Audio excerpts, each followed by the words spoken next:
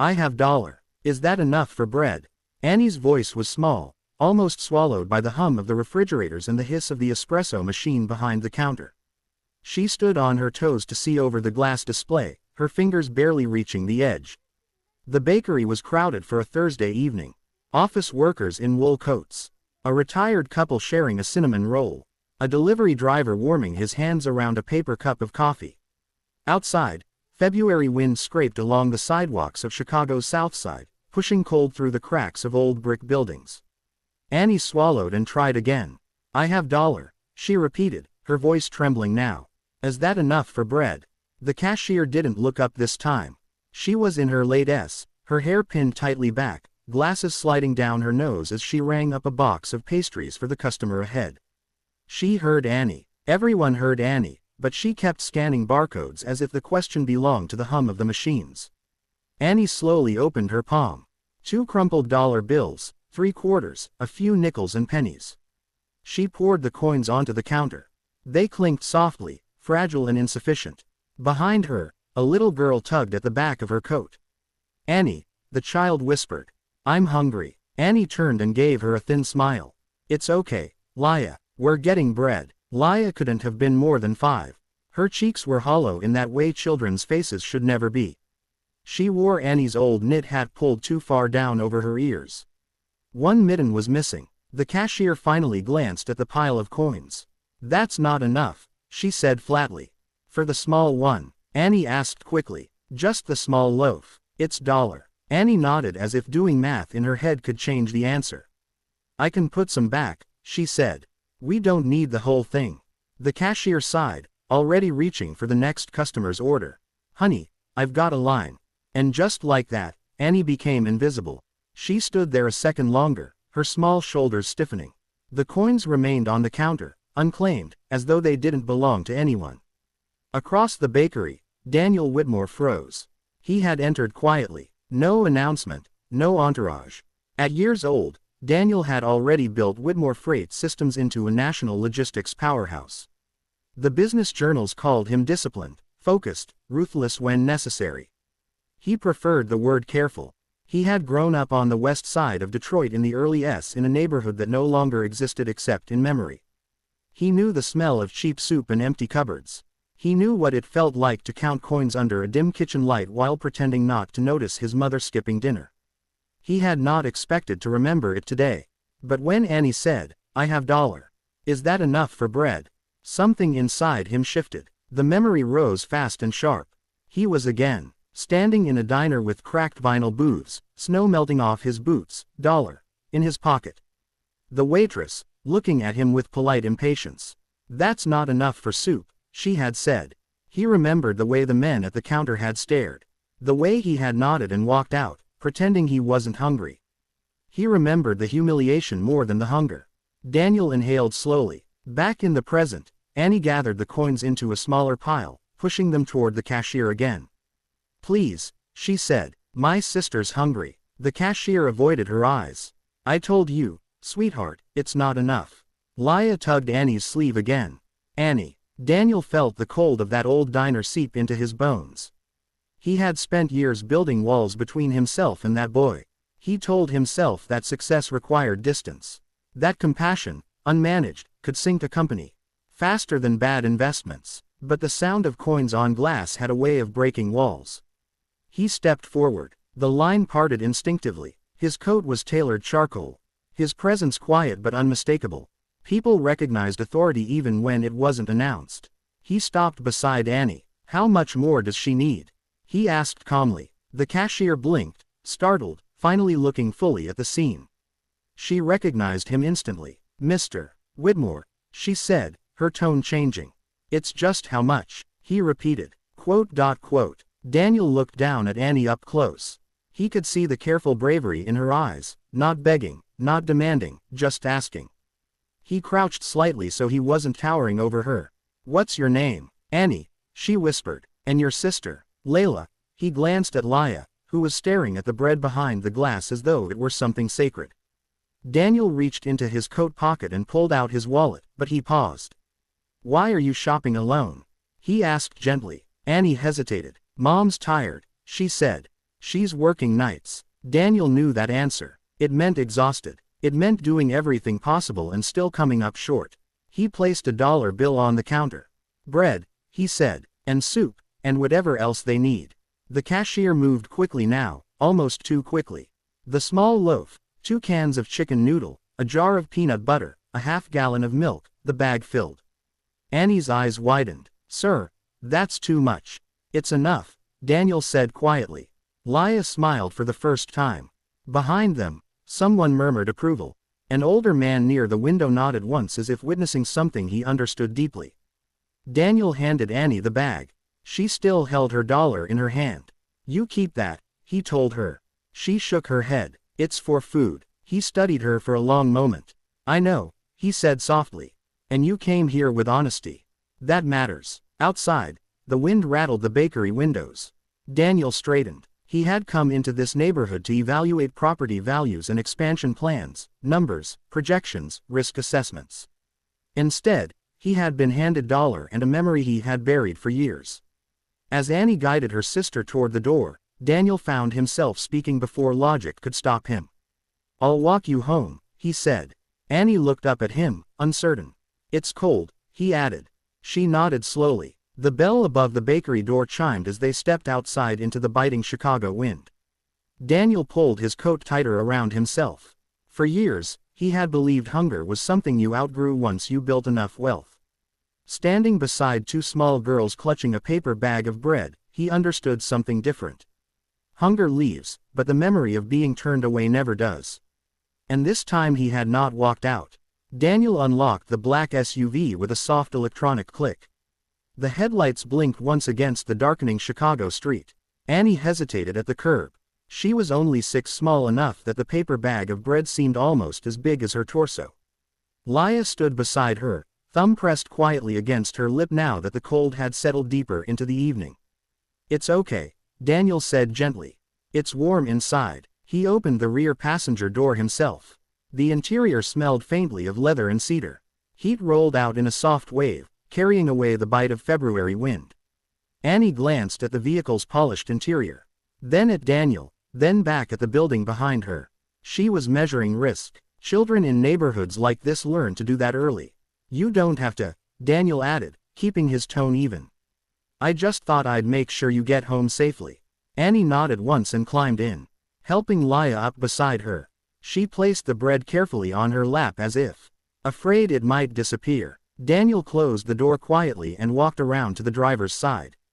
As he started the engine, the dashboard lights glowed softly, casting a calm blue across the interior. For a moment, none of them spoke. Through the rear view mirror, he saw Annie studying everything. The stitched leather seats, the digital screen, the quiet hum of a machine built for comfort. "You drive this every day?" she asked. Yes, she considered that. "It's big." Daniel almost smiled. "It is." He eased the SUV away from the curb. Outside, street lights painted long shadows across cracked sidewalks. A bus passed them in the opposite direction, windows glowing with tired commuters. "Where do you live?" Daniel asked. "Madison Street," Annie said. "Near the corner store," he nodded. As they drove, Laya leaned her head against Annie's shoulder. "I'm still hungry," she whispered. Annie tightened her arm around her sister. "We'll eat soon." Daniel heard it, the quiet promise in her voice. A promise far heavier than a 6-year-old should carry. At the next red light, he glanced again in the mirror. "You ever had chocolate cake fresh out of the oven?" he asked casually. Annie frowned slightly. "Like birthday cake." "Better," he said. "My daughter's baking tonight. She insists on testing recipes." Annie's eyes flickered with curiosity despite herself. "You have a daughter?" "Yes. Her name is Claire. She's 8. Laya looked up. "Does she get cake whenever she wants?" Daniel exhaled softly. "Not whenever she wants, but more often than she needs." The light turned green. He drove a little slower than necessary. The thought had arrived suddenly, almost without permission. He had not planned on altering the evening. He had a conference call scheduled in an hour. A financial report waiting, emails stacking up like bricks in a wall he had built around himself. Yet, the image of Annie pouring coins onto a bakery counter would not leave him. He cleared his throat. "Would you like to come by my house for a little while?" he asked gently. "Have some cake before I take you home." Silence. Annie stiffened. We can't, she said quickly. Mom says don't go places. That's wise, Daniel replied calmly. You're right to listen. He slowed the vehicle as they approached the corner she had mentioned. I wouldn't take you anywhere without calling her first, he added. You can speak to her. She can say no. Annie watched him carefully. Why? She asked. It wasn't suspicion in her tone. It was confusion. Daniel considered the question. Because once no one invited me in, he thought aloud. Then he said, because sometimes it helps to know there are other tables in the world. They reached Madison Street. Annie pointed. That building. Daniel pulled to the curb but kept the engine running. He turned in his seat slightly so he could face them without looming. You don't have to decide now, he said. I just thought maybe your sister shouldn't go to bed hungry tonight. Laya's eyes widened at the word cake. Annie looked at the paper bag on her lap. We have bread, she said softly, as if defending her effort. Yes, Daniel agreed, and that matters. For a long moment, the only sound was the low hum of the engine. Then Annie surprised him. Can we bring some home for Mom? She asked. The question struck him harder than anything else had. Yes, he said immediately. Of course. Annie nodded once. Then we can come. But just for a little. Daniel smiled. Not broadly, not triumphantly, just enough to soften his features. That's fair. He pulled away from the curb. As the SUV turned toward the lakefront, the neighborhood slowly shifted. Brick gave way to stone. Street lights grew brighter. Storefronts looked cleaner. The roads smoothed. Annie noticed everything. Do you live far from here? She asked. About minutes, he replied. That's far, Laya said sleepily. Daniel glanced again in the mirror. He felt something unfamiliar rising inside him. Not pity, not obligation, recognition. He remembered being 6, walking home in Detroit with his younger cousin, promising him dinner would taste better tomorrow. Remembering the way wealth seemed like a different country, visible but unreachable. He had crossed that border long ago. Tonight, he wondered what it meant to cross back. They turned into a quiet tree-lined street. Large homes stood behind wrought-iron gates. Windows glowed warmly against the night. Annie's fingers tightened around the bread. You live here? She asked. Yes. He pulled into a driveway lined with bare winter trees. The house was large, but not ostentatious. Stone facade, wide porch, lights glowing from the kitchen windows. Daniel turned off the engine. For a moment, none of them moved. Inside the house, through the window, a small figure darted past, carrying something that looked suspiciously like a mixing bowl. Daniel felt his chest tighten, not with anxiety, but with awareness. Two worlds were about to meet. He stepped out of the SUV and opened the rear door. Warm light spilled across the driveway. You don't have to stay long, he reminded Annie gently. She nodded, but as she stepped onto the smooth stone walkway, holding her sister's hand, her eyes lifted toward the glowing windows with something new. Not hunger, wonder. The front door opened before Daniel could reach for the handle. Dad, Claire's voice carried across the porch, bright and curious. You're home early. She stood barefoot on the hardwood just inside the doorway, flour dusted across the front of her pink sweater. Her dark curls were tied back in a loose ponytail, and she held a wooden spoon like a baton. Then she saw Annie and Laya. Claire froze, but not in fear. In surprise. Daniel felt the moment stretch thin. Yes, he said calmly. I am, and we have guests. The word guests mattered. Annie stood very still on the porch. The house behind Daniel was larger than any place she had ever entered. Warm light poured from the hallway. Somewhere deeper inside, an oven timer chimed softly. Laya clutched Annie's hand and stared at the doorway as though it were the entrance to another world. Claire recovered first. Hi, she said, stepping aside instinctively. Do you like chocolate? Annie blinked. Yes. Claire grinned. Good, because I might have made too much. Daniel exhaled slowly. Children, he thought, still knew how to cross borders adults built. Claire, he said gently. This is Annie, and this is Laya. Claire wiped her flour-covered hands on a kitchen towel and stepped forward. Hi, Annie. Hi, Laya. Laya hid halfway behind Annie's coat, but peeked out shyly. Annie nodded. Hi. Daniel gestured toward the foyer. Come in. It's cold. They stepped inside carefully, as though afraid the polished floor might reject them. Annie immediately bent to untie her worn sneakers. You don't have to, Daniel said. My mom says, always take shoes off, Annie replied. Daniel nodded once. Your mom raised you right. He noticed Annie relax a fraction at that. The house smelled like sugar and butter. A soft jazz record played from the living room. Something old, something warm. The fireplace glowed low. Claire led them toward the kitchen. The island counter was covered in mixing bowls and measuring cups. A cooling rack held a round chocolate cake, its surface glossy with fresh frosting. Laya's eyes widened. That's for you, she whispered. Claire shrugged. Dad says I can only keep half. Daniel leaned against the counter, watching the three girls in a quiet triangle of light. He had built this kitchen after Claire was born. Open space, wide counters, a place meant for laughter on Sunday mornings. He suddenly saw it differently through Annie's eyes. Annie stood rigid at first, scanning everything. The stainless steel appliances, the bowl of fresh fruit, the framed school photos on the wall. You live here all the time? She asked Claire. Claire giggled. Yeah, where else would I live? Annie didn't answer. Daniel stepped forward and cut 3 generous slices of cake. He placed them on white plates and handed one to Annie, one to Laya, one to Claire. Laya didn't wait. She took a bite so big frosting smeared across her cheek. Claire laughed and handed her a napkin. Annie held her fork carefully. She took one small bite, her eyes closed. Daniel recognized that look, not just enjoyment, relief. You can eat more, Claire encouraged. Annie shook her head slightly. We're bringing some home. Daniel had already anticipated that. He reached for a small cake box from the pantry. There will be plenty, he said quietly. For a few minutes, the kitchen felt normal. The kind of normal Daniel had always believed could not coexist with the world outside his gates. Claire told a story about a spelling test. Laya listened with open fascination. Annie watched Claire the way children watch possibilities. Then Annie asked a question that shifted the room. Do you ever worry about money? She asked Claire. Claire blinked. Money for food, Annie clarified. Claire frowned, thinking hard. No, I don't think so. Daniel felt the weight of that exchange settle between the counters and the cabinets. Annie nodded slowly as if confirming something she had suspected. Daniel spoke carefully. Claire doesn't worry about food, he said. Because that's my job. Annie looked at him. And who worries about yours? She asked. The question landed like a quiet bell.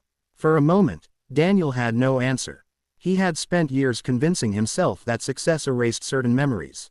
That building enough wealth built enough distance. Yet, here stood a 6-year-old who understood responsibility in ways quarterly reports never could. Claire, oblivious to the undercurrent, pushed the cake box toward Annie. You can take this home, she said brightly. I can make more. Laya smiled with chocolate still on her cheek. Daniel crouched slightly so he was eye level with Annie. Your mom knows you're here? He asked gently. Annie hesitated. She thinks we're getting bread. Daniel nodded slowly. Then we won't stay long. He rose and walked to the window.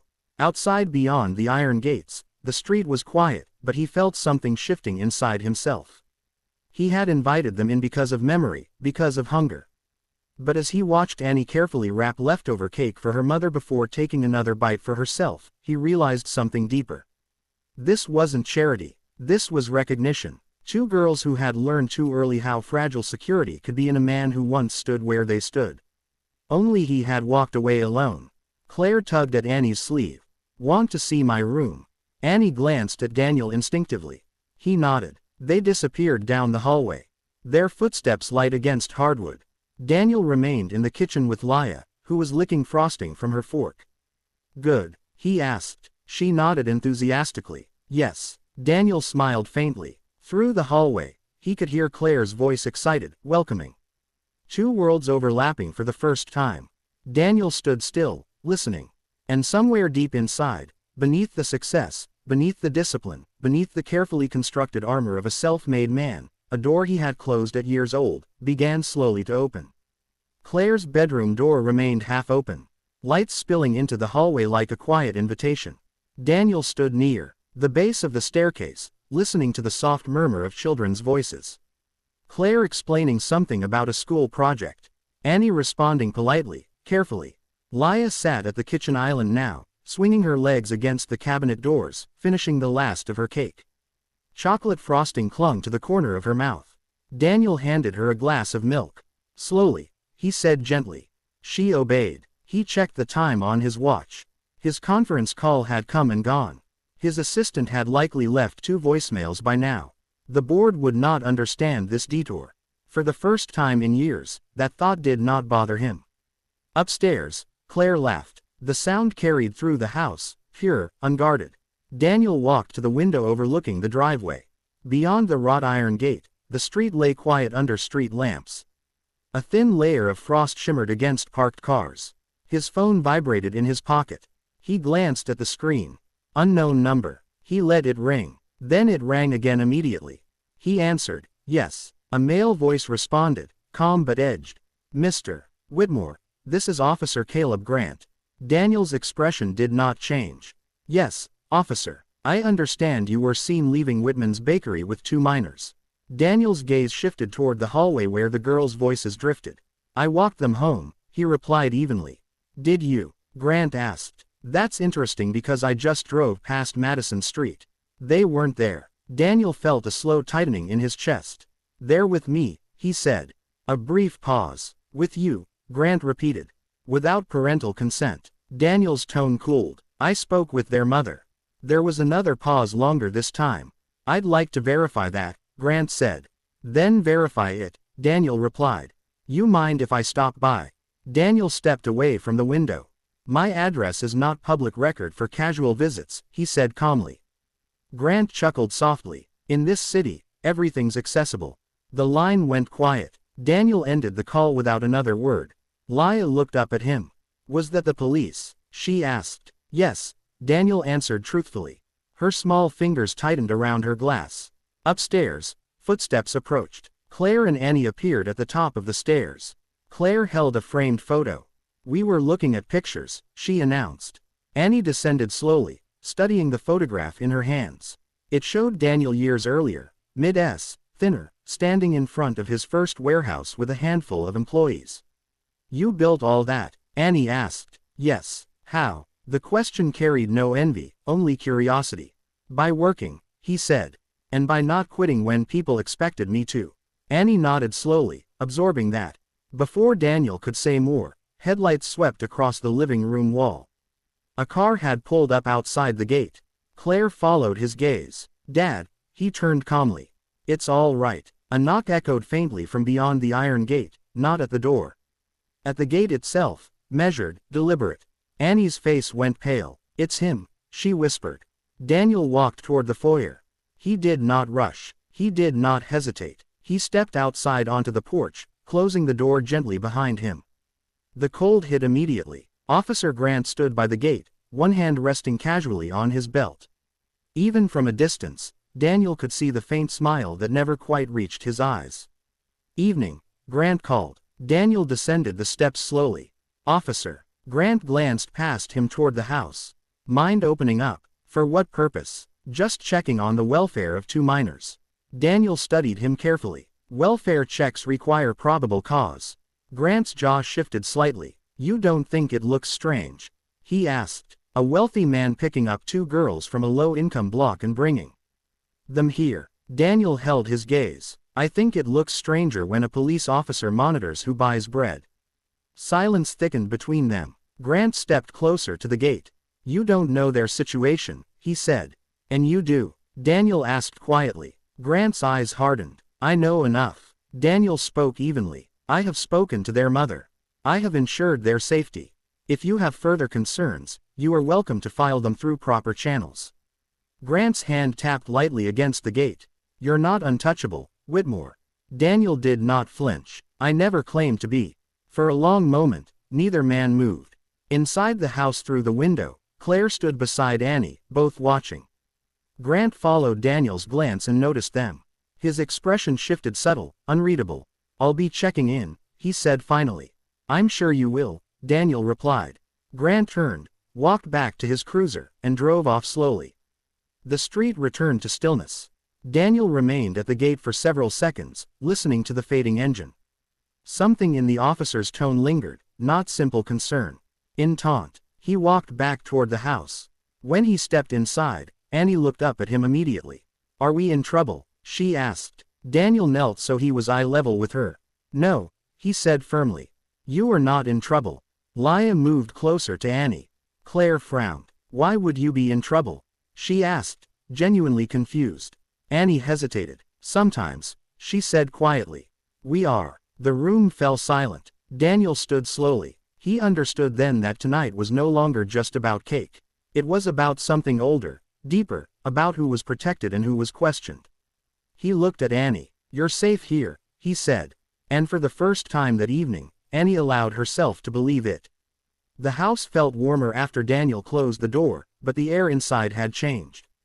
Claire stayed near the staircase, arms folded tight across her sweater, as if she could physically hold confusion in place.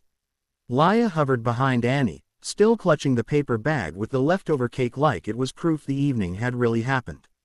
Annie stood in the middle of the foyer, small shoulders squared, eyes fixed on Daniel's face. She was waiting for the next adult decision, the kind that always came without warning and never felt fair. Daniel kept his voice steady. Let's sit in the kitchen somewhere bright. He led them back toward the island, the same counter where cake and laughter had lived minutes ago. He poured water into glasses, placed them within reach, and moved with deliberate calm, not because he felt calm, because he knew calm was contagious, especially for children. Claire slid into a stool and watched Annie like she was trying to solve a puzzle without the picture on the box. Why did he come here? Claire asked, her voice lower than before. Annie's eyes dropped. Daniel answered carefully. Some people don't need to know you to decide you're suspicious. Claire frowned. That's not fair. Annie's mouth tightened. It's normal. The word normal hurt more than Daniel expected.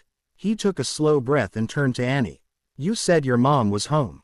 Can you call her? Annie nodded quickly. Yes, I can. She reached into her coat pocket and pulled out an older phone scratched screen. Cheap case. The kind of prepaid device that came with minutes you counted carefully. Her fingers hovered over the buttons. Then she stopped. Her gaze flicked toward the front window as if expecting the patrol cruiser to still be there. Daniel understood instantly. You don't like calling from inside houses, he said softly. Annie didn't answer, but her eyes shifted, confirming without admitting. Daniel nodded once. Okay, I'll call. He picked up his own phone. From the counter, the screen lit up with missed calls and unread messages. He ignored them all. What's her number? He asked. Annie recited it from memory.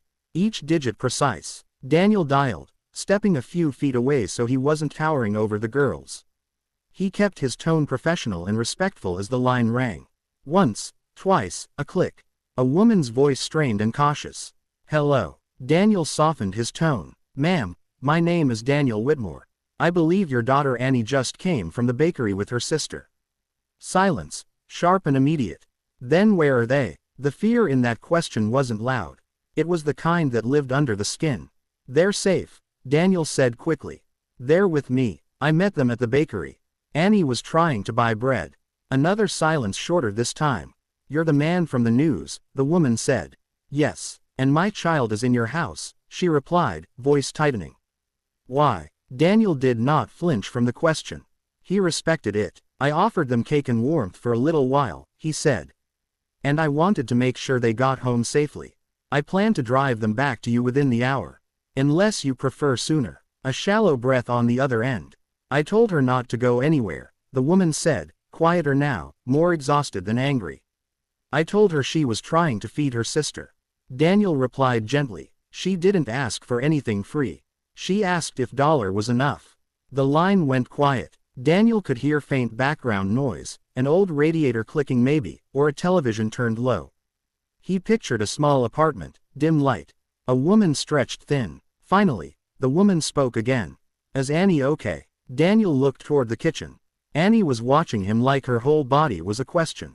She's okay, he said. She's brave and she's polite. A pause. That's her. The woman murmured like it hurt to hear it. Daniel continued steady. An officer came to my gate just now. Caleb Grant. He said he was checking the welfare of the children. The line sharpened again. Grant, the woman said, and it came out like a bruise being pressed. Daniel's eyes narrowed. You know him. There was a beat too long before she answered.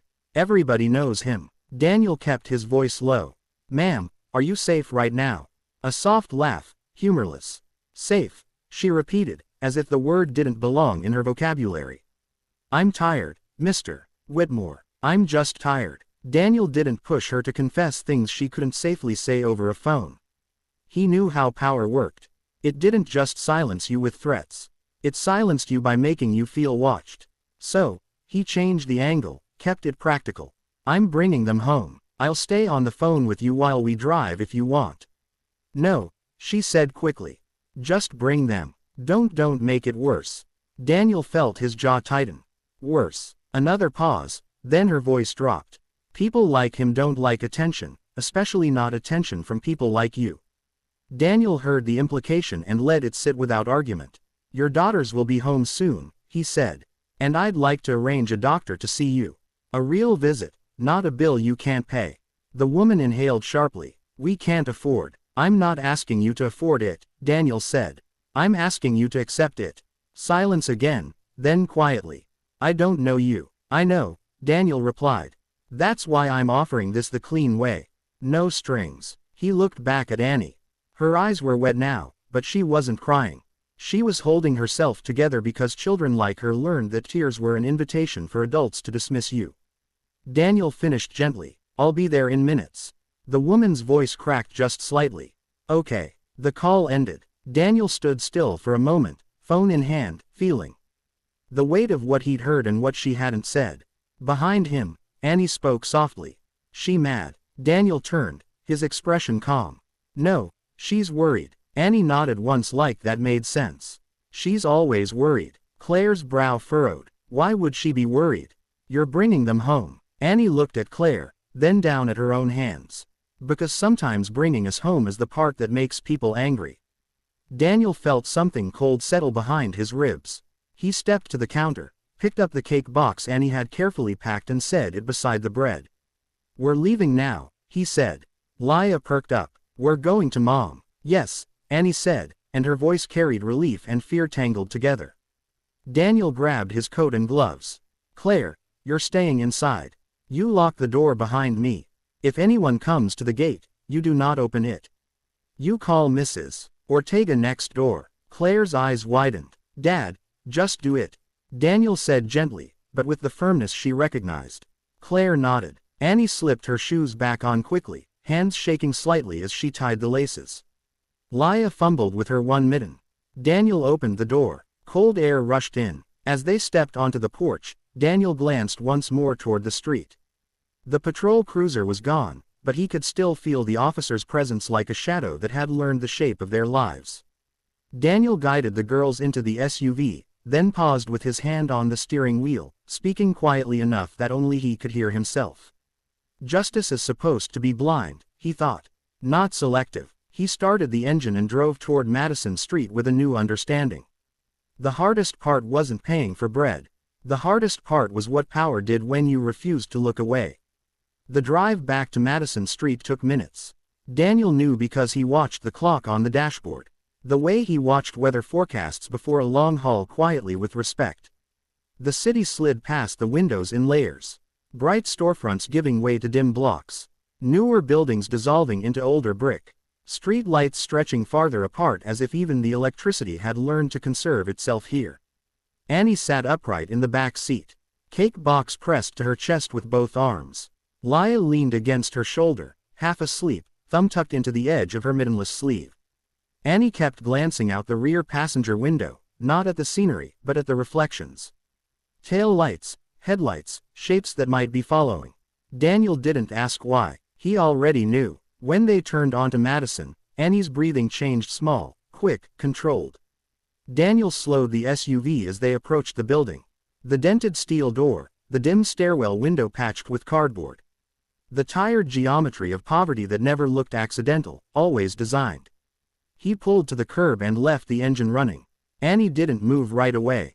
Your mom's inside, Daniel asked softly. Annie nodded. She'll be waiting. He handed Annie the bag with the bread and the soup and then lifted the cake box from her arms for a second to adjust the handle, making sure it wouldn't rip. You carry it, he said, returning it to her carefully.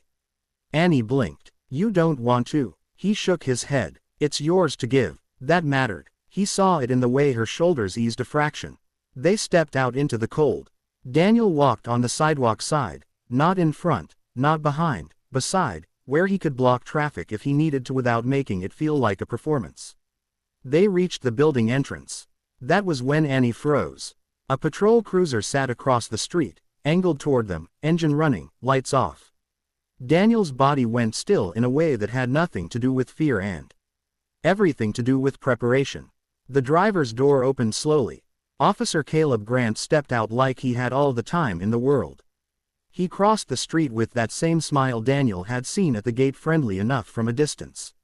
Hollow up close. He didn't hurry. He didn't need to. He wanted the moment to belong to him. Evening, Grant said, voice easy. Funny seeing you here again, Mr. Whitmore. Daniel kept his hands visible, relaxed at his sides. Officer Grant's gaze dropped immediately to Annie and Laya. His smile warmed in a way that felt practiced, like a mask he could switch depending on the audience. Hey there, he said to Annie. Too cheerful. You girls been out late. Annie's fingers tightened around the cake box handle. The cardboard creaked. We're going home, she whispered. Grant chuckled softly, eyes never leaving her. That's good. That's real good. He looked back at Daniel. So, you did bring them home. Daniel's voice remained calm as promised. Grant nodded slowly as though noting something in an invisible file. You know, people talk. They see a man like you with little girls like them. He let the sentence trail off and shrugged. Cities full of stories. Daniel held his gaze. Then it's good you're here to prevent the wrong one. Grant's smile twitched but stayed in place. He stepped closer, stopping just outside Daniel's personal space. I'm here because their mother called. Grant said lightly. Said she didn't know where her kids were. Annie flinched. Daniel looked down at her.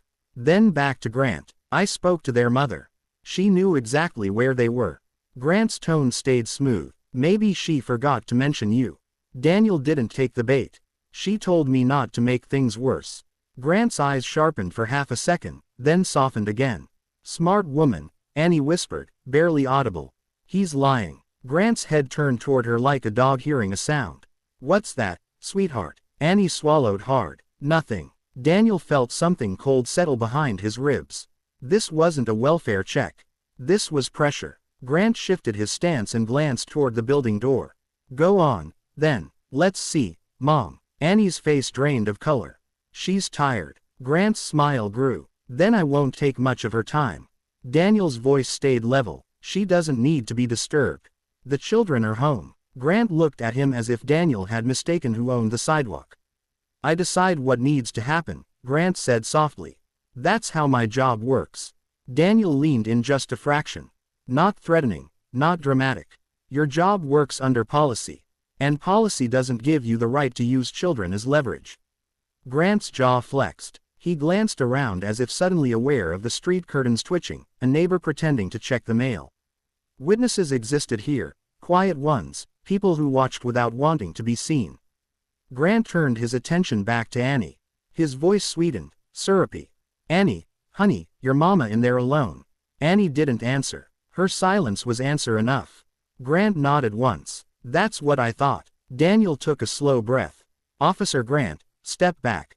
Grant's smile thinned. Or what? Daniel didn't raise his voice. Are you explain on record why you're pressing a 6-year-old for information in front of witnesses? Grant laughed lightly, then tapped his radio as if he might use it. You want to make a scene? Grant asked. Because I can make a scene. I can call child services. I can say these kids were endangered. I can say their mother's unfit if she's sending them out alone at night. Annie's breath hitched. Laya gripped Annie's coat with both hands. Daniel looked at Annie, then at Laya, then back at Grant. His voice went colder, not angry. Controlled. You're not going to do that tonight. Grant's eyes narrowed. And why is that? Daniel didn't answer with money. He answered with certainty. Because you already tried to intimidate them at the bakery, Daniel said. And you came to my gate without cause and now you're doing it here. That's a pattern. Grant's smile didn't move, but something in his eyes hardened. Pattern, he repeated, tasting the word like poison. You've been reading too many legal blogs. Daniel met his gaze. I've been living long enough to recognize a bully wearing a badge. For a second, the street seemed to go quiet. Even the wind felt like it paused to listen. Grant stepped closer, voice dropping so only Daniel could hear. You don't understand this neighborhood, Whitmore. You drive in, buy cake, feel good about yourself, and drive out. His eyes flicked toward Annie, but they don't drive out.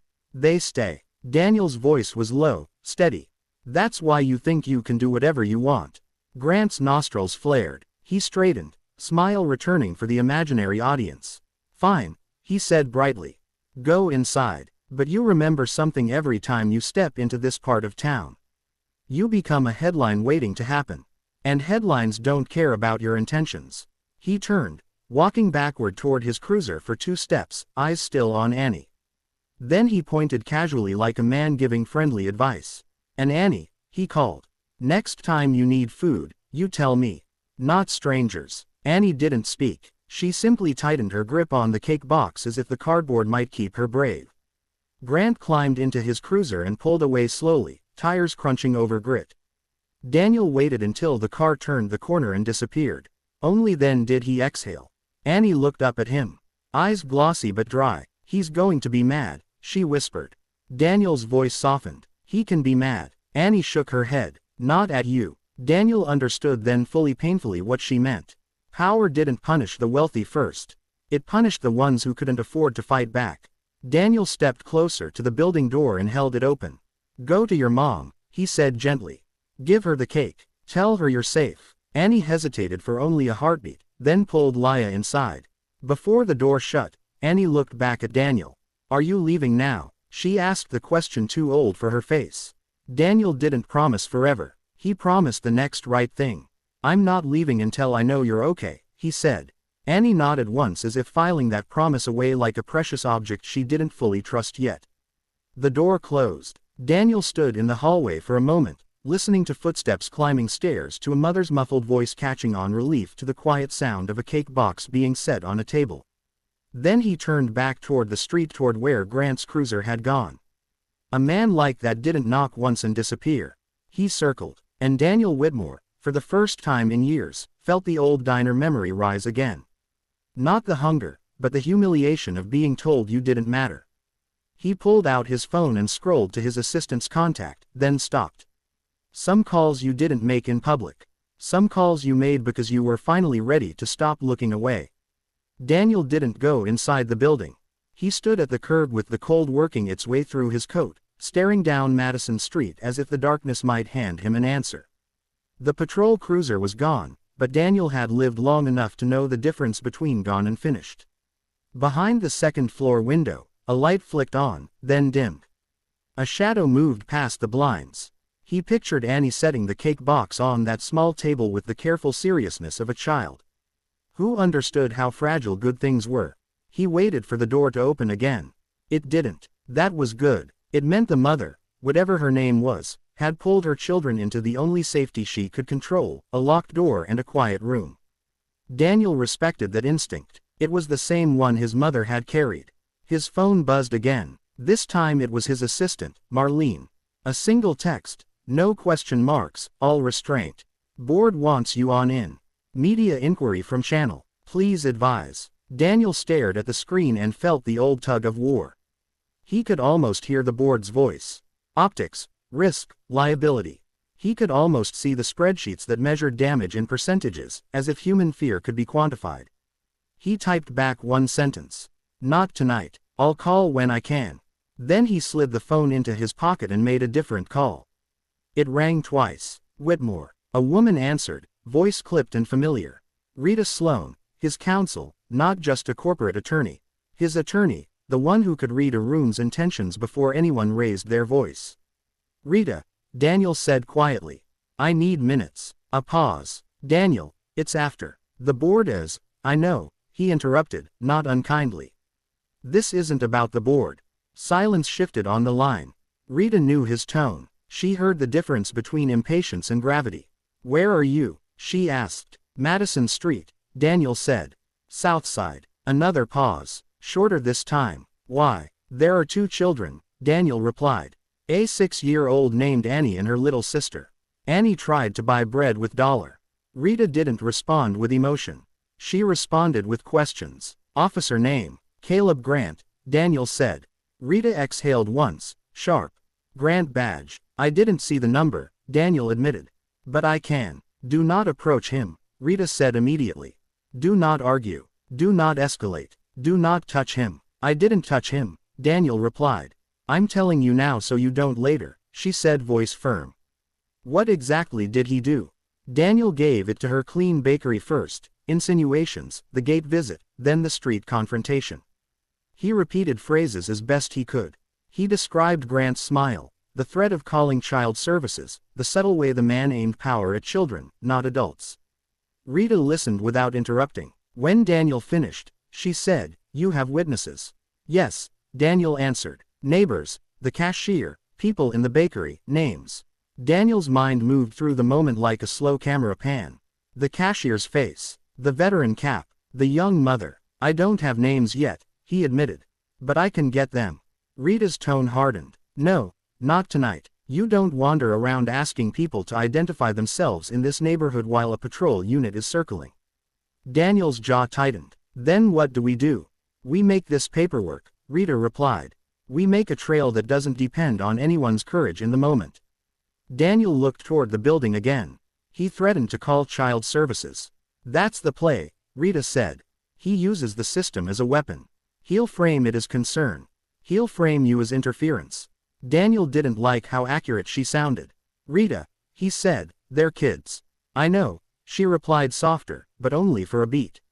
That's why we don't let your anger write his ending. Daniel heard the echo of those words in his own head. Control, procedure, restraint, things he'd built a fortune on. Rita continued. First, you document what happened at the bakery. Time, location, the exact words you remember. You write it down now while it's fresh. I can do that, Daniel said. Second, Rita said, you do not contact Grant's department directly tonight. You contact internal affairs and you request a supervisor call back. On record. Daniel's gaze sharpened that fast. Yes, Rita replied, because the first report becomes the story. If he files first, you are defending yourself from his narrative. If you file first, you're reporting behavior. Daniel felt the weight of that. Paper didn't just record truth. It decided whose truth survived.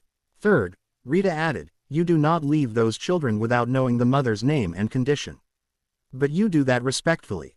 You don't go up there like a savior. You ask once if she needs medical attention and if she's willing to let you call a doctor. Daniel's throat tightened. She didn't want attention. She doesn't want the wrong attention, Rita corrected. There's a difference. Daniel nodded slowly, even though Rita couldn't see it. Rita's voice remained steady. Do you have security footage from your gate? Yes. Preserve it, she ordered. Right now. Tell your home security company to lock it. Export it. Back it up. Daniel's mind flicked to Claire inside the house. Flower on her sweater, looking confused and frightened at the idea that a police officer could feel like danger. My daughter saw him, Daniel said. Rita's tone sharpened again. Then your daughter is a witness. You write that down, too. Daniel closed his eyes for a second. The world was upside down when an year-old became evidence. Rita finished. And Daniel, listen carefully. This is Chicago. You do not win this by being the richest man in the room. You win it by being the quietest man with the most accurate paper. Daniel exhaled once, controlled. What about the kids tonight? Rita paused, then said, you do nothing that looks like custody. You do nothing that looks like you're taking them anywhere. If you step wrong, he'll claim you were luring them. You stay clean. Daniel looked at the building again, the weak light behind the blinds. So, I leave. You stay available, Rita corrected. You stay reachable. You stay documented. And if he shows up again, you record audio if you can without putting a phone in his face. Calm, hands visible, always. Daniel's jaw flexed. Understood. Rita's voice dropped slightly. One more thing. Why did he target them? Why does a patrol officer care about two kids buying bread? Daniel stared at the street, feeling the cold and the old memory of the diner. Because they're easy, he said, and because he can. Rita was quiet for a beat. Then call internal affairs. Then call me back with the mother's name and address. And Daniel, don't be heroic. Daniel almost smiled, but there was no humor in it. I'm trying to be correct. That's better, Rita said. Be correct. The call ended. Daniel stood still for a moment, letting the instructions settle like a set of rules he could hold on to. He took out his phone again and opened a notes app. He typed, Whitman Bakery, Page. M. Child asked for bread, Officer Grant, and then he paused because he couldn't write. He threatened without remembering the way Annie's body had tightened. The way she'd whispered, he's lying, like she'd said it before. Paper had a weight. It wasn't just ink. It was protection if you used it fast enough. Daniel pocketed the phone and looked once more at the building. He wouldn't go upstairs uninvited.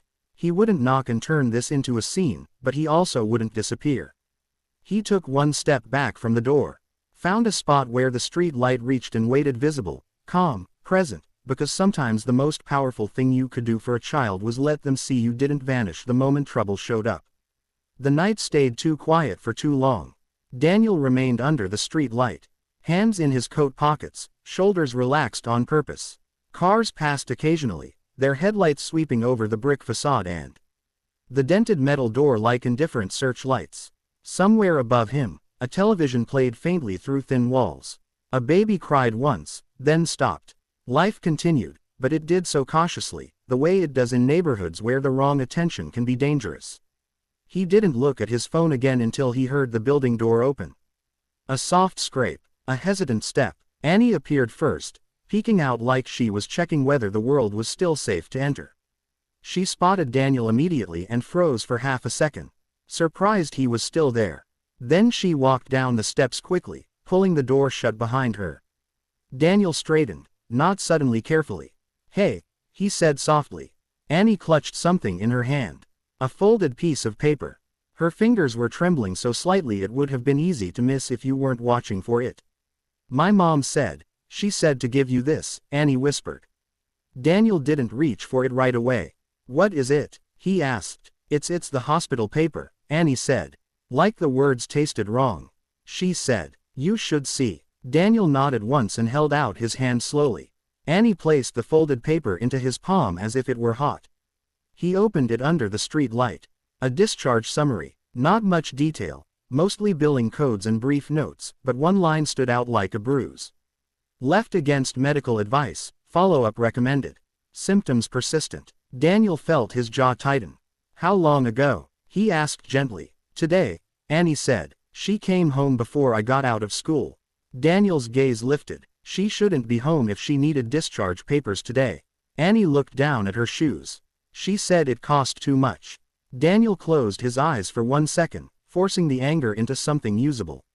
"Is she breathing okay right now?" he asked. Annie hesitated. "She coughs a lot. Does she have a fever?" Annie nodded. "And you still went out for bread?" Annie's voice cracked just slightly. Laya was hungry. Daniel understood. He didn't excuse it. He understood it. "Can I speak to your mom?" he asked. Annie looked back toward the building as if the walls had ears. Then she nodded once. "But don't say his name." "Officer Grant." Annie's eyes widened. She didn't answer. That was answer enough. Daniel kept his voice low. "I won't say anything that makes it worse. I promise." Annie swallowed hard. Promising doesn't always. She stopped herself. Daniel didn't force her to finish the sentence.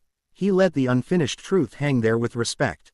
They went inside. The hallway was dim. The stairwell smelled like damp carpet and boiled cabbage. Annie moved quickly as if speed could keep them out of sight. Daniel followed with measured steps, careful not to look like a man on a mission. In places like this, urgency could be misread as threat. At apartment B, Annie knocked twice. Soft. The door opened immediately, like her mother had been standing behind it.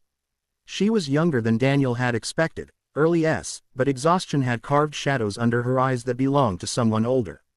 A thin blanket was wrapped around her shoulders. Even though the apartment wasn't cold, her skin looked too pale against the dim light. When she spoke, her voice carried a rasp. "Mr. Whitmore," she said. Daniel nodded. "Ma'am." Her eyes flicked past him into the hallway, then back. Always checking, always listening. Annie slipped inside and immediately moved toward the couch where Laya sat, curled up, quiet, clutching the cake box like it was a bedtime story. Daniel remained at the threshold, not entering fully. "Thank you for bringing them back," the mother said. Daniel kept his tone steady. "I'm glad they're home. I need to ask you something, and you can say no." Her shoulders tightened. "Okay, your discharge paper says you left the hospital today," Daniel said. "Are you in danger tonight?" She stared at him, eyes narrowing. not with hostility, with calculation. Danger, she repeated carefully. Daniel didn't push for confessions. He asked a simpler question. Do you need an ambulance? A shadow crossed her face. Not fear of medical care. Fear of what medical care would invite. No, she said too fast. Then she coughed deep, wet, the kind of cough that stole air. She turned away and pressed her fist against her mouth, shoulders shaking. When she looked back up, her eyes were watery with pain. Daniel didn't soften into pity. He stayed solid. My attorney can arrange a doctor to come here, he said quietly. No sirens, no hospital, a private visit. The mother's mouth tightened. Why would you do that? Daniel's mind flashed back to the diner, his empty stomach, his pride, the humiliation of being denied something as basic as soup. The memory didn't make him sentimental. It made him clear. Because this is what money should be for, he said simply. She studied him for a long moment. You don't know us, she said. And you don't know what you stepped into. Daniel nodded once. That may be true. Her voice dropped. He came by earlier. Daniel's spine went tight. Grant. She flinched at the name anyway, as if even hearing it out loud invited him closer.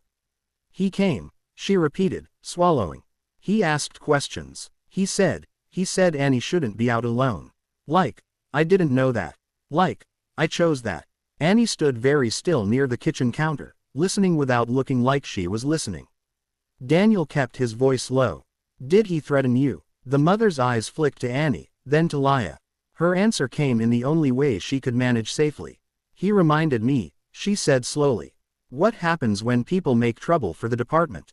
Daniel understood that language. It meant pressure. It meant subtle threats that never sounded like threats if you tried to report them. What's your name? Daniel asked gently. She hesitated. Then Monique, Daniel repeated, anchoring her in the air like she mattered. Monique, I'm going to do this correctly. I'm not going to take your kids anywhere. I'm not going to make a scene, but I am going to protect what can be protected. Monique's eyes hardened slightly, not against him, against the idea of hope. You can't protect us, she said quietly.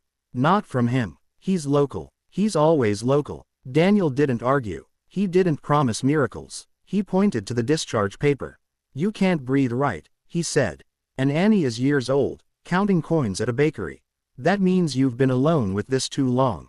Monique's shoulders slumped a fraction, like the truth weighed more when someone else said it. Annie's voice cut in small and controlled.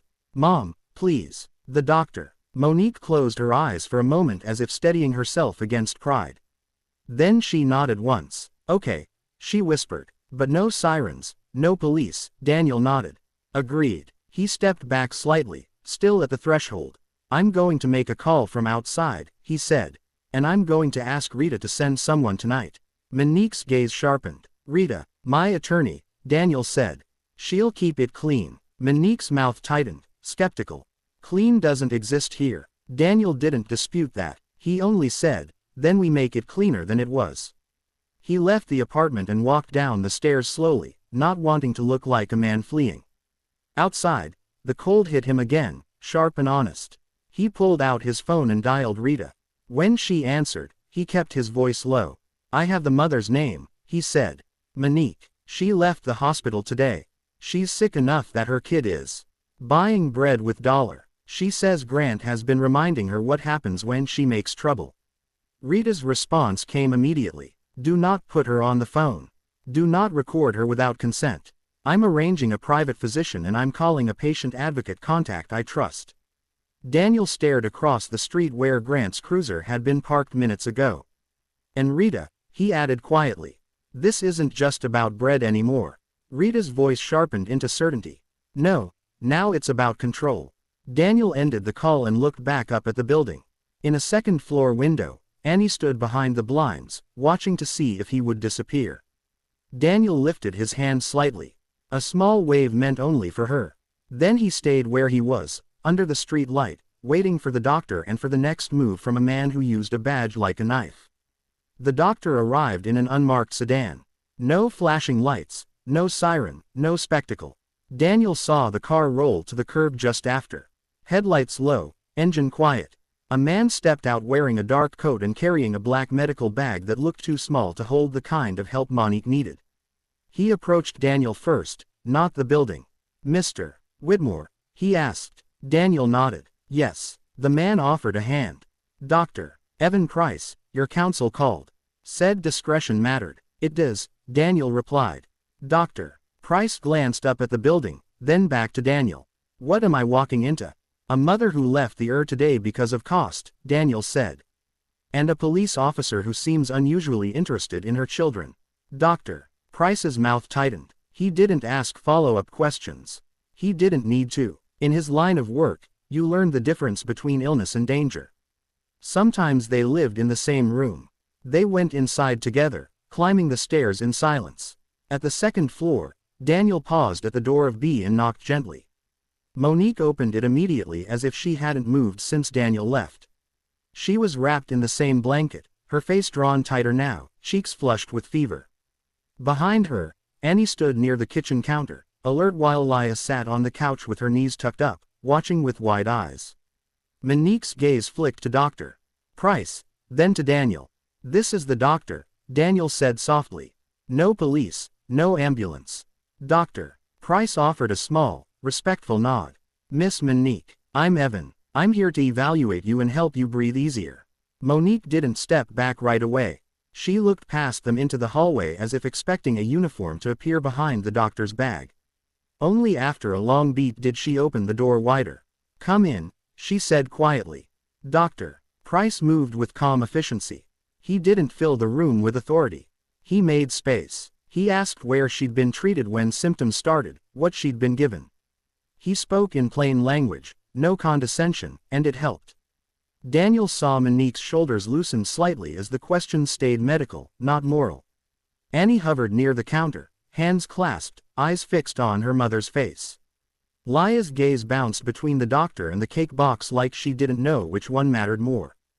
Dr. Price washed his hands at the sink, pulled gloves from his bag, and checked Monique's temperature and oxygen saturation. His expression didn't change much, but Daniel saw the shift in his eyes when the reading appeared. Your oxygen is low, drive. Price said carefully. Monique's mouth tightened. How low? Low enough that I'm concerned, he replied. And your fever is high. You're working too hard just to breathe. Monique looked toward Annie, then away. I can't go back, she said. Dr. Price didn't argue. He didn't say you must. He said, tell me what you're afraid of, and we'll address that. Monique gave a humorless exhale that turned into a cough. When she recovered, she said quietly, I'm afraid of the bill. I'm afraid of my kids being taken while I'm gone.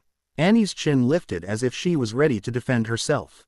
Dr. Price's voice stayed even. Those are real fears. But if you stop breathing, those fears become the least of the problem. Monique swallowed hard. Daniel stepped forward slightly, still keeping his body language non-threatening. Monique, he said softly. The doctor isn't here to punish you. He's here to keep you alive. Her eyes flashed with something sharp. Alive isn't the same as safe. The sentence landed in Daniel's chest. Dr. Price turned his attention to Annie. Sweetheart, can you bring me a glass of water? He asked gently, not to send her away, but to give her something she could control. Annie nodded quickly and moved. When she turned, the sleeve of her coat lifted. Daniel's gaze caught it, a pale blue plastic band around her wrist.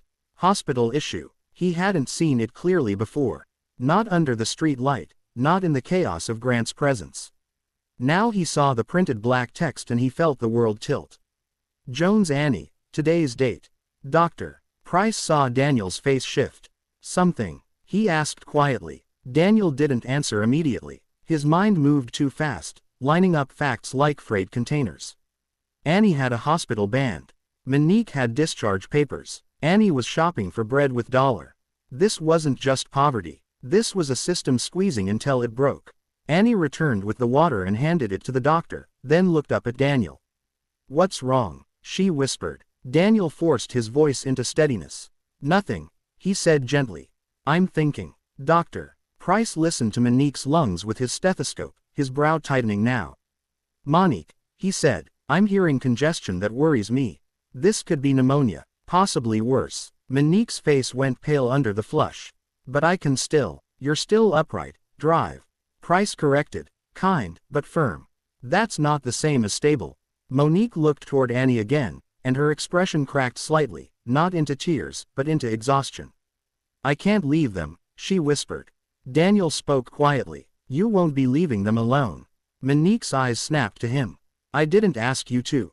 I'm not offering custody, Daniel said immediately, choosing his words with precision. I'm offering presence, and I'm offering legal protection through the proper channels. My attorney is already documenting what happened tonight. Monique's throat worked. She looked like she wanted to refuse on pride alone. Then a cough hit her again.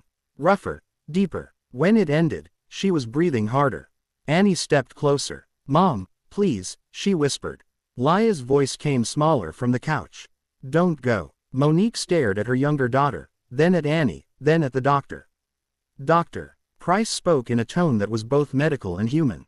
If we don't treat this properly, you could get worse fast. I can arrange transport without lights. Quiet. Straight to a hospital that will take you. Monique's eyes widened. A hospital that will take me without turning it into a police event. Doctor. Price finished. Yes. Daniel understood what that meant. Quiet entry, discreet admission. People who did their jobs without calling the wrong people. Monique swallowed hard. And my kids. Daniel kept his voice steady. They stay with someone you choose. Monique stared at him for a long moment. Then she shook her head slowly. There's nobody. The apartment felt smaller. Daniel glanced at Annie's wristband again. He saw the date. He saw the way Annie held herself like she'd been grown for years. He made a decision. I will not take them anywhere without a written agreement. And your consent, he said quietly. But I can have my housekeeper, Mrs. Hull, come here and sit with them. She's been with my family for years. She's a grandmother. She will not leave them alone. Monique's eyes narrowed, suspicious and desperate at the same time. I don't know her, she whispered. Doctor. Price spoke gently. Monique, you can't evaluate perfect trust tonight. You can only choose the safest option you have. Monique's lips trembled once. She pressed them together, fighting it back. Finally, she nodded. Okay, she whispered. Okay, I'll go. Annie's shoulders sagged in relief so sudden it looked like she'd been holding her breath all day. Daniel exhaled slowly. Doctor. Price moved immediately, pulling out his phone to coordinate transport. Quiet ambulance, he said into the line. No lights. Patient with respiratory distress. Southside pickup. Monique turned her head toward Annie. Her voice broke just slightly. I'm coming back, she whispered. Annie nodded fast, eyes wet. I'll be good. Monique flinched at that like the phrase was a knife. She reached for Annie's face and touched her cheek with trembling fingers. You don't have to earn me, she whispered. You hear me, you don't have to earn me. Annie blinked, confused by tenderness that didn't come with conditions. Daniel watched, feeling the anger return. Quiet, controlled, aimed not at Monique, but at the world that had forced a mother to say those words out loud. Outside, the muffled sound of a vehicle pulling up reached the window.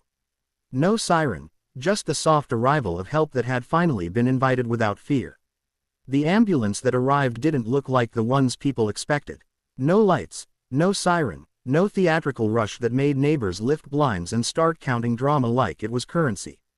It rolled to the curb with the quiet confidence of a service that understood the value of not being noticed. 2 EMTs stepped out. One older man with tired eyes and careful hands and a woman in her S with her hair pulled tight under a knit cap. They moved fast but not loud, carrying a folded stretcher and a medical bag that looked heavier than it should. Doctor. Price opened the apartment door before they even knocked. Patient is inside, he said, voice professional. High fever, low O, likely pneumonia. She left the earlier today. The female EMT's eyes sharpened. Left or was discharged. Left. Drive. Price replied. The older EMT muttered under his breath, not unkindly, just weary. Always the same story. Daniel stood slightly to the side, hands visible, not trying to belong in the room more than he already did. He watched Monique pull on her coat with trembling fingers while Annie tried to help without making it look like help.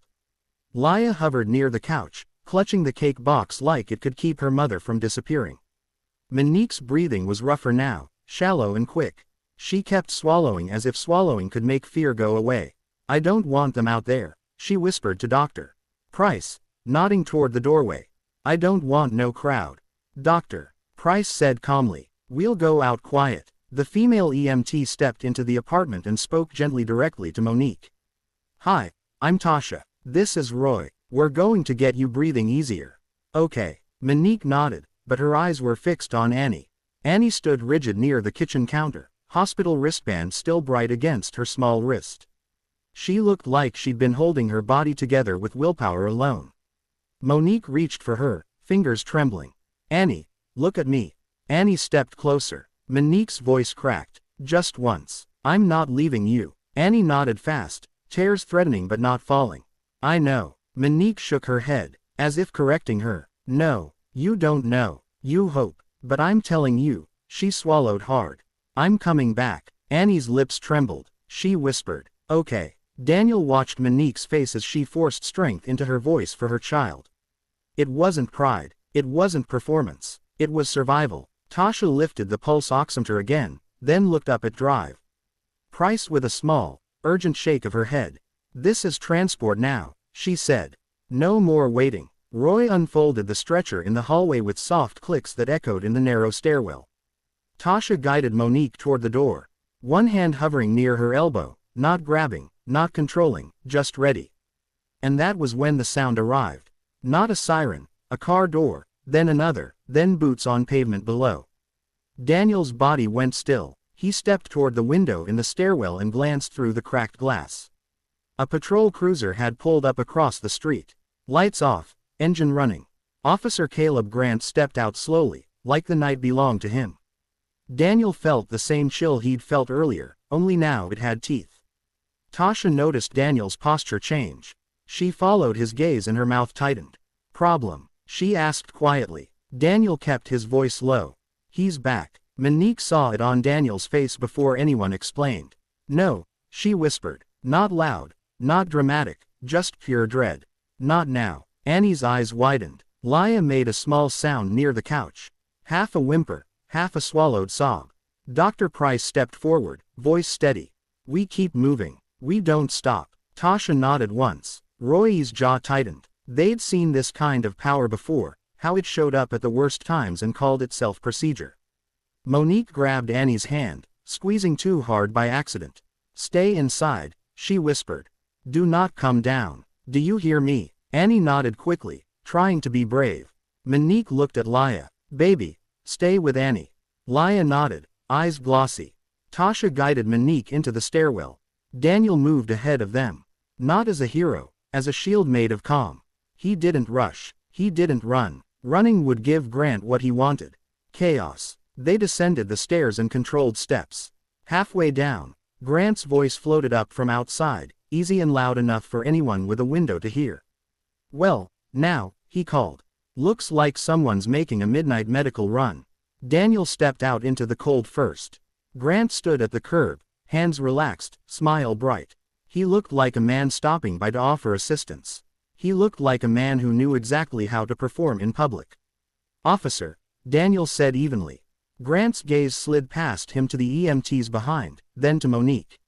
His smile warmed, artificial, and practiced. "Monique," he said, like he knew her well. "You okay?" Monique's face went rigid. She didn't answer. Grant's eyes flicked to the stretcher. "Ambulance," he said, voice still friendly. "That's serious. You call this in." Roy didn't engage. EMTs didn't argue with badges on sidewalks. They moved and documented and tried to keep people breathing. Tasha answered anyway, voice firm. "We have a patient. She needs transport." Grant took one slow step closer. Did she request transport? Monique's lips parted, but no sound came out. Daniel understood what was happening. Grant was trying to make her refuse in front of witnesses to turn medical care into a choice to make everything look clean on paper. Daniel spoke calmly. "She's going to the hospital." Grant's smile thinned. "Are you her guardian now, Whitmore?" Daniel didn't flinch. "No, I'm a witness." Grant chuckled. "Witnesses everywhere tonight." Tasha stepped forward, voice sharp. "Deputy officer." Grant corrected smoothly, still smiling. "Officer," Tasha repeated, not backing down. "Step back. You are not medical. You are not stopping transport." Grant's eyes hardened for a fraction. Then the warmth returned. "I'm not stopping anything," he said loudly for the invisible audience. "I'm ensuring this vulnerable mother isn't being coerced." The word coerced hung in the cold air like a dirty trick. Daniel felt anger rise hot. Immediate, but he forced it down into a controlled stillness. Coerced by who? Daniel asked. Grant's gaze slid to him. You tell me. Behind them, a window curtain twitched. Someone was watching. Someone always was. Monique coughed deep, brutal, and her knees wavered. Tasha tightened her stance, steadying her without force. That cough made the performance harder. Grant's smile faltered for half a second. Roy took advantage of the crack. We're moving, he said firmly, and started guiding the stretcher toward the ambulance. Grant stepped sideways, subtly blocking the path. Daniel didn't touch him. He didn't shove. He did the only move that couldn't be framed as violence. He raised his phone to his ear and dialed loud enough that Grant could hear the tone, not the words. Grant's eyes narrowed. Who you calling? Daniel kept his voice calm. Internal affairs. Grant's smile snapped back into place, but it went colder. That's cute. Daniel didn't argue. He spoke into the phone when the line picked up. This is Daniel Whitmore. I'm requesting immediate supervisor contact regarding Officer Caleb Grant interfering with medical transport and pressuring a minor's family. Location is Madison Street near. Grant's charm cracked. Hang up, he hissed. The first real anger leaking through. Daniel held the phone steady. No. Tasha and Roy moved Monique onto the stretcher quickly. Monique's eyes were wide with fear, fixed on Annie's building like she was trying to memorize it. Grant took another step, hand lifting as if to grab Daniel's phone. Daniel shifted just slightly out of reach. Still not jerking, still not giving him a frame. Do not touch me, Daniel said quietly. Grant froze mid-motion. For a second, he looked like he might push anyway because power hates being told no. Then he noticed the glow. Across the street, a neighbor's phone screen lit up in the window pointed downward. Recording. Grant saw it. His smile returned for the audience. Look at that, he said loudly. The billionaire's making accusations now. Must be nice. Daniel didn't respond. He stayed on the phone. He kept talking in steady sentences while Roy shut the ambulance doors. Monique reached one hand through the closing gap and caught Daniel's wrist lightly. Don't, she rasped, voice broken and urgent. Don't make him. Daniel leaned closer so only she could hear. I'm making it scene, he whispered. Not loud. Scene. The doors latched. The ambulance pulled away without siren. Just the low roll of tires and the blink of a single small running light. Grant stood in the street light glow, watching it go, face unreadable now. When Daniel ended the call, he waited until he heard the internal affairs officer confirm a call back and a case intake. Only then did he lower the phone. Grant leaned in slightly, voice soft enough to be private. You think you're helping, he murmured. You're not. You're putting a spotlight on people who don't survive spotlights. Daniel met his gaze. Then stop being the reason they're afraid of light. Grant's smile returned, thin as a blade. This isn't over, he whispered. Daniel didn't answer with threats. He answered with one sentence. Calm and final. It started. Grant turned and walked back to his cruiser. Unhurried, as if he hadn't tried to block an ambulance. As if he hadn't tried to turn a mother's illness into leverage. The cruiser pulled away. Daniel stood alone on the sidewalk, staring at the empty street. Above him in the second-floor window, Annie's face appeared between the blinds, small and pale. Daniel lifted his hand again, a small wave that said, I'm still here. Then he looked down at his phone and opened his notes. He typed the last line of the night's entry with steady fingers. Page, M. Officer Grant arrived during private medical transport.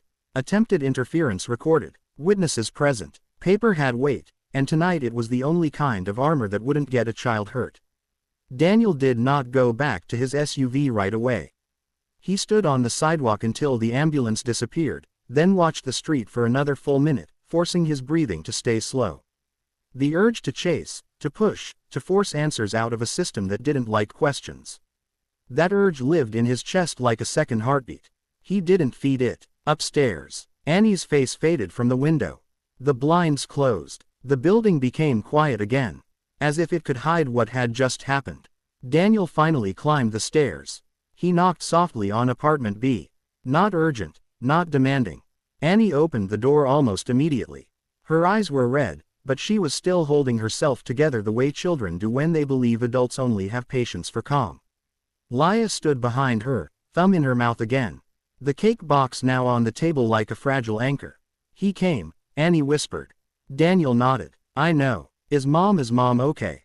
She's on her way to the hospital, Daniel said gently. A doctor is with her. The EMTs were good. Annie's shoulders sagged with relief that didn't last. Is he going to take us now? She asked, voice small. Daniel kept his tone steady. No one is taking you tonight.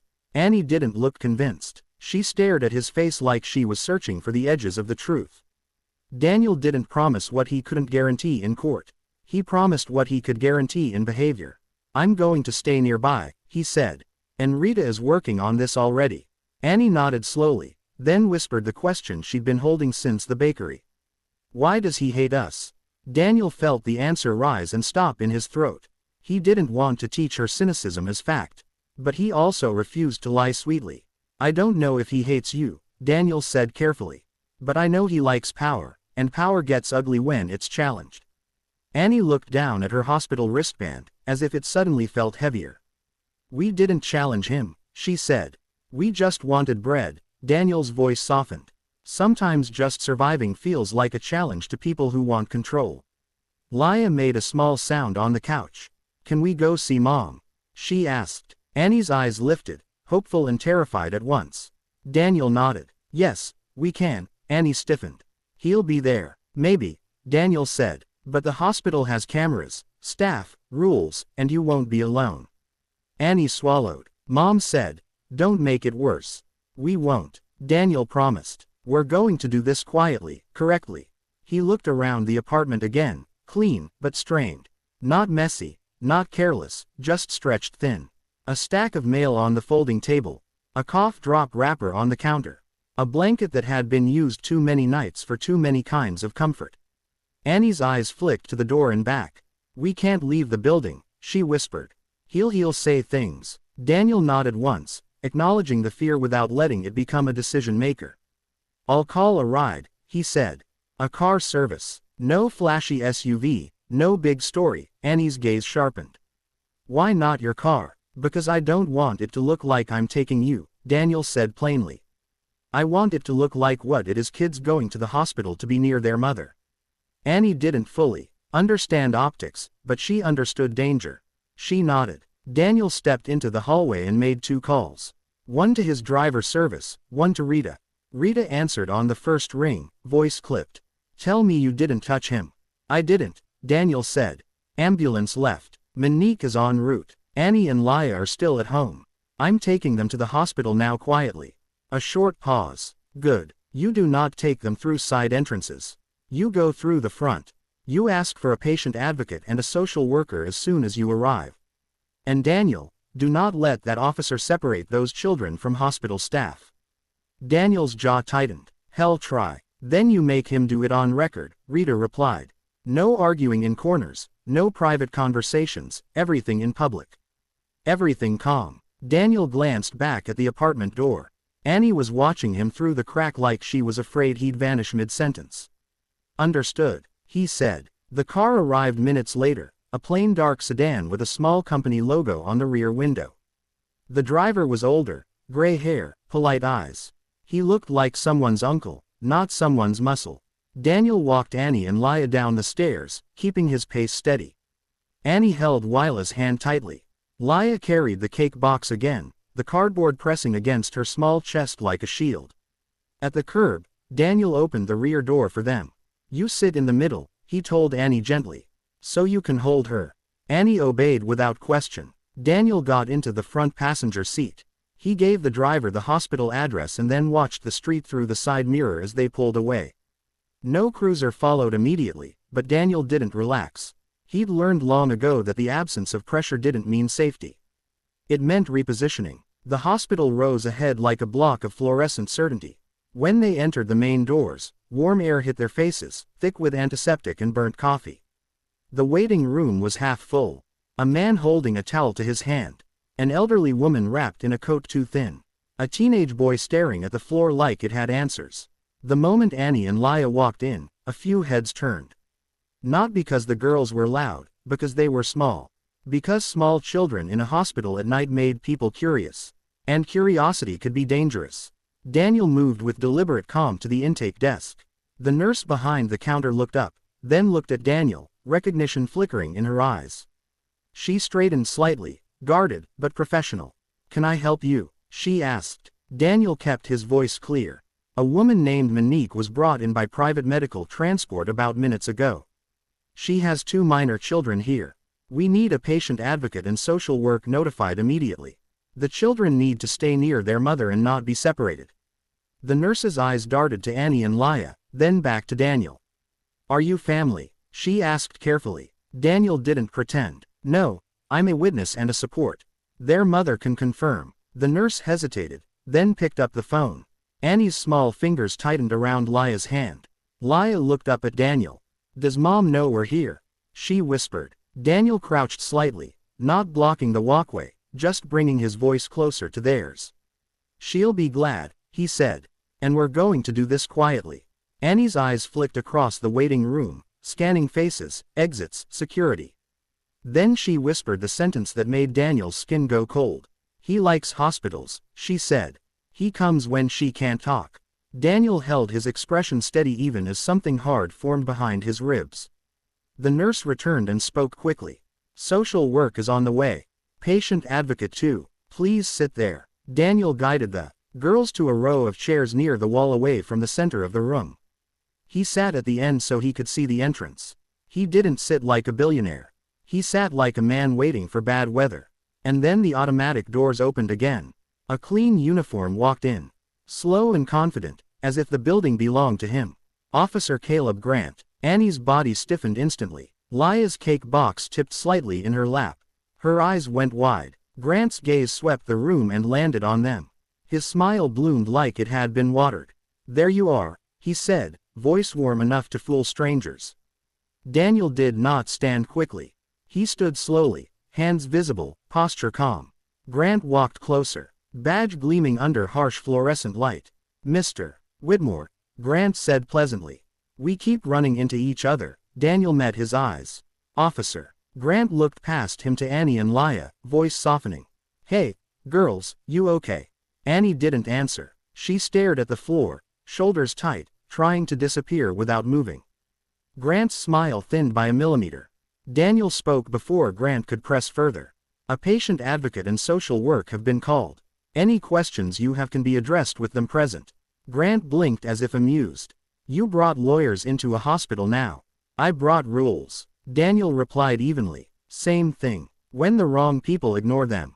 Grant's smile stayed in place, but his eyes sharpened. Behind the intake desk, the nurse's phone rang again. Somewhere down the hall, footsteps approached quick, purposeful. Daniel didn't look away from Grant. He didn't move toward him. He didn't give him a headline. He simply stood there, calm as a locked door between a smiling officer and 2 small girls who had learned too much about fear. Grant stopped featuring from Daniel, close enough that his badge caught the fluorescent glare and turned it into a small, sharp star. He kept his smile warm, the kind that worked on strangers who wanted to believe uniforms meant safety. Daniel didn't give him room to make a scene. He kept his hands visible, his shoulders relaxed, his voice flat and calm. "A patient advocate and social worker on the way," Daniel repeated. "Any conversation involving the children can happen with them present." Grant's smile didn't move. "You talk like this as a courtroom." Daniel met his gaze. "I talk like this as a hospital. People keep records here." Grant chuckled softly and turned his attention to Annie and Laya. Like Daniel was a piece of furniture.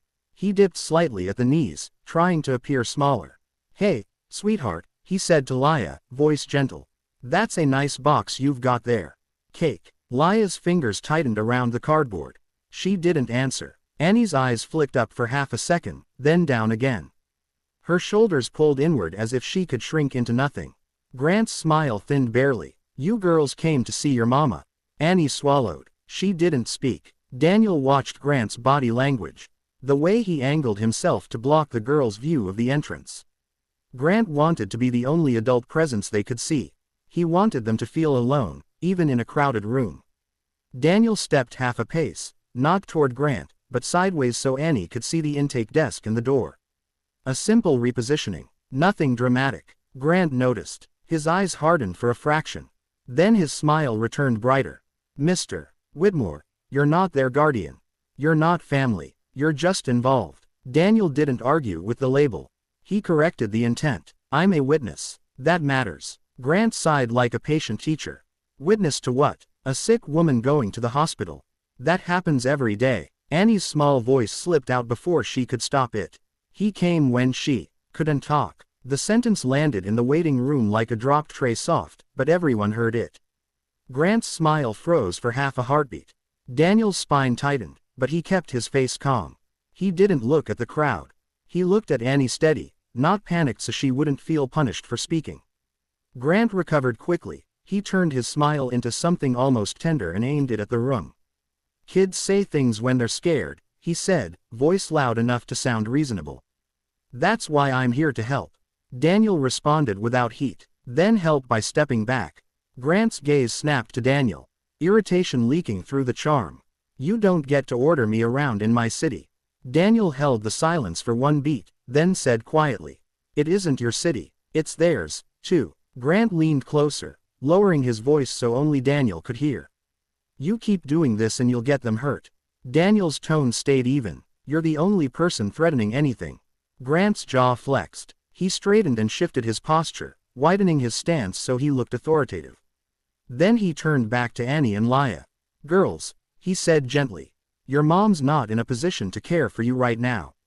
That's just facts. So, we need to make sure you have somewhere safe to go tonight. Annie's head snapped up. Her eyes widened with terror. No, she whispered. Grant smiled. No what, honey? No, Annie said again.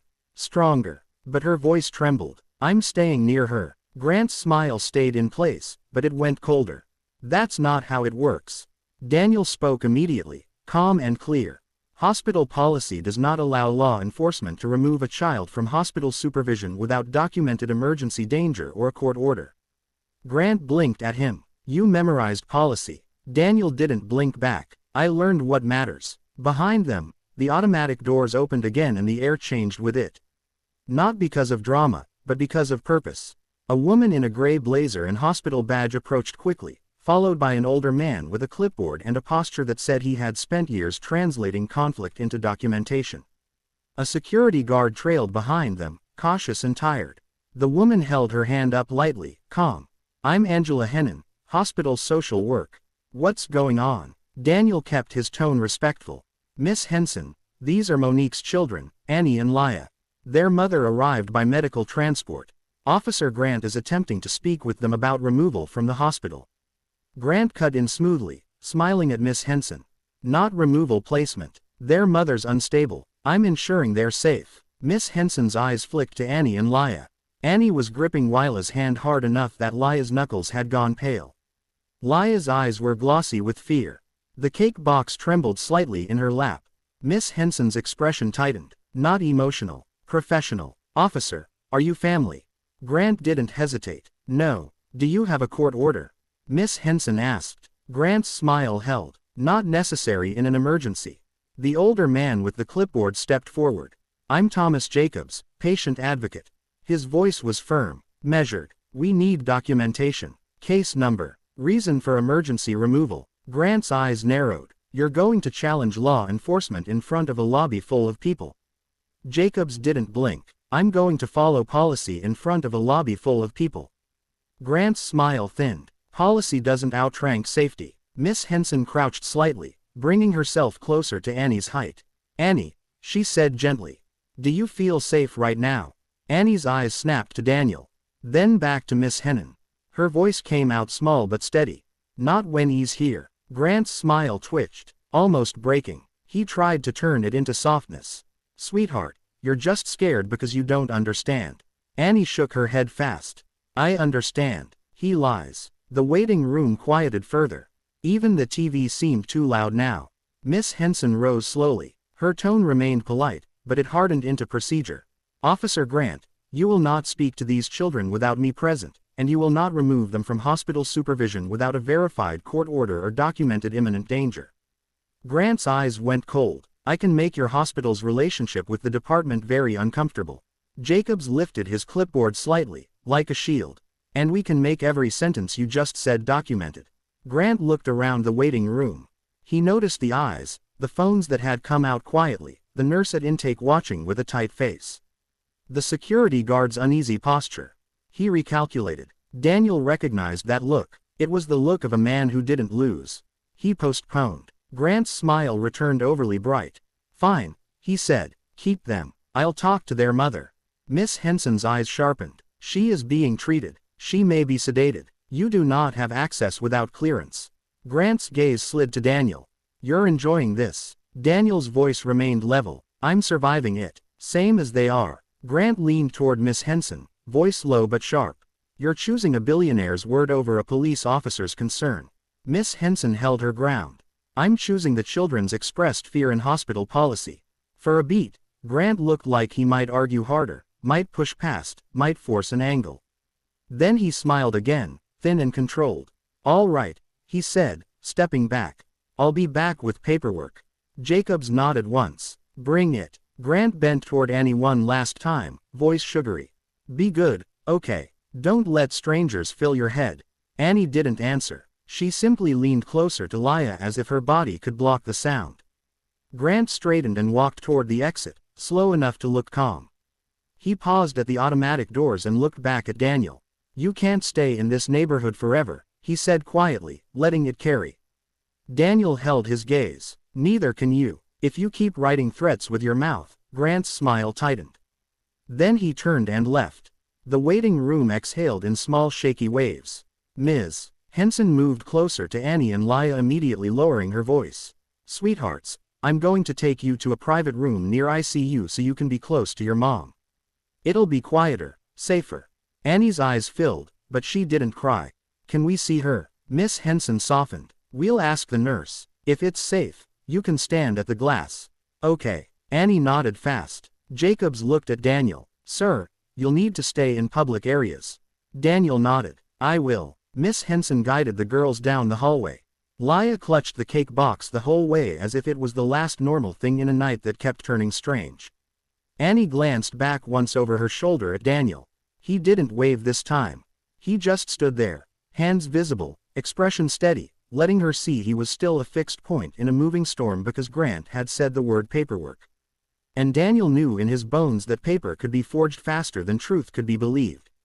The ICU corridor was colder than the rest of the hospital. Not just in temperature, but in tone. The lights were brighter and quieter at the same time, as if sound itself had been asked to behave. A sign on the wall read, Zone, in calm blue letters that felt like a plea more than a rule. Miss Henson led Annie and Laya into a small family consult room just off the main hall. 2 chairs, a couch, a box of tissues, and a laminated poster about coping with stress. The room smelled faintly of disinfectant and stale coffee, like every hard conversation that had ever happened behind that door had left residue. Stay here, Miss Henson told them gently. I'm going to check if you can see your mom at the glass. No touching, no going in, just looking. Okay. Annie nodded quickly. Lila's eyes stayed wide as she climbed onto the couch with the cake box still in her lap. Miss Henson paused at the doorway, eyes resting on Annie's wristband. Annie, she said quietly. Is that from today? Annie glanced down at her band like she'd forgotten it was there. Yes. Miss Henson didn't ask why. She didn't ask what happened. She simply nodded once and left, pulling the door mostly closed behind her open enough that the girls wouldn't feel trapped. Closed enough to keep the hallway from swallowing them. Annie sat on the edge of the chair like she didn't trust the softness. She kept her hands in her lap, fingers intertwined so tightly her knuckles blanched. Laya leaned against the couch arm, half cradling the cake box. After a minute, Laya whispered, Is Mom mad? Annie shook her head fast. No, Mom never gets mad about that. That Laya asked. Annie hesitated. In her silence lived 1,000 adult problems. About being hungry, Annie said finally. Laya looked down at the cake box. I didn't want cake. I wanted her to eat. The words hit Annie like a punch. Her eyes filled instantly, but she didn't cry. She swallowed hard the way kids do when they think tears are a luxury. I know, Annie whispered. Me, too. The door opened again. Miss Henson stepped inside, face controlled. Okay, she said softly. You can have minutes at the glass. She's sedated. She's on oxygen support, but sometimes people hear more than we think. Annie stood so fast the chair scraped. Laya slid off the couch. Cake box clutched tight. They followed Miss Henson down the hall. Step small, quick, quiet. Annie's eyes searched every corner, every open doorway, every nurse station, as if expecting Grant to appear like a shadow that owned the building. He didn't. Not yet. They stopped at a window set into a door-thick glass. A narrow panel into a room that felt like another world. Monique lay inside under white sheets. Her face looked smaller without the fever flush, pale against the pillow. A clear tube ran beneath her nose. A machine hummed softly on her forearm. A bruise darkened against hospital white, an ugly bloom that didn't belong in a place meant for healing. Annie's breath caught. Laya's hands trembled so hard the cake box shifted. She set it on the floor carefully, as if the sound of cardboard might disturb her mother. Annie leaned close to the glass, but didn't touch it. Not because she didn't want to, because she was afraid would be punished. "Mom," Annie whispered. No response, only the steady sound of air moving where her mother couldn't do it alone. Laya stepped forward, voice small and cracking. "Hi, Mommy." Annie swallowed hard and tried again. "I got bread," she said, and the sentence came out like confession and pride tangled together. "I got it. I did." Her voice broke on the last word. "Me." Henson knelt behind them, close but not crowding, letting the moment belong to the girls. Laya whispered, "Please wake up." The machine answered with rhythm, not comfort. Annie stared at her mother's face as if memorizing it in case it got taken away. Then her eyes dropped to the bruise on Monique's arm. A picture flashed through Annie's mind. Grant's smile, his words, the way Monique's shoulders went tight at his presence. Annie's fingers curled into fists at her sides. She leaned even closer to the glass and whispered, "I'm here. I'm not leaving." Minutes passed, like seconds. Miss Henson touched Annie's shoulder. Gently. "Okay, sweetheart," she murmured. "We have to let the nurses work." Annie stepped back like it hurt physically. She took one last look at Monique's face, then turned away quickly, not wanting anyone to see her expression crack. Back in the consult room, Annie sank onto the couch beside Laya. Laya pulled her knees up and hugged the cake box again like she needed to hold something that didn't breathe through a machine. Miss Henson sat across from them, notebook in hand. "Annie," she said softly, "I need to ask you a few questions. You can say I don't know. You can ask me to stop." "Okay." Annie's eyes flicked to the door, then back to Miss Henson. "Is he coming?" Miss Henson didn't pretend she didn't know who he meant. "He's not allowed back here right now," she said calmly. "Security knows, staff knows, and I'm right outside this room if you need me." Annie nodded, but her body stayed tight. Miss Henson began gently, "When your mom got sick today, who took her to the hospital?" Annie swallowed. "I did." Miss Henson's pen paused. "You?" Annie nodded. "I walked her. She held the wall. We went slow." Miss Henson's throat worked once, but she stayed professional. "And when you were at the bakery, why were you alone?" Annie's mouth tightened. "Mom told me not to go, but Laya was hungry. And Mom was sleeping and coughing and the bread was almost gone." Miss Henson nodded slowly. "Okay," she asked, steady. "Do you know Officer Grant?" Annie's whole body stiffened. Laya pulled the cake box closer. Annie whispered, "Yes, how do you know him?"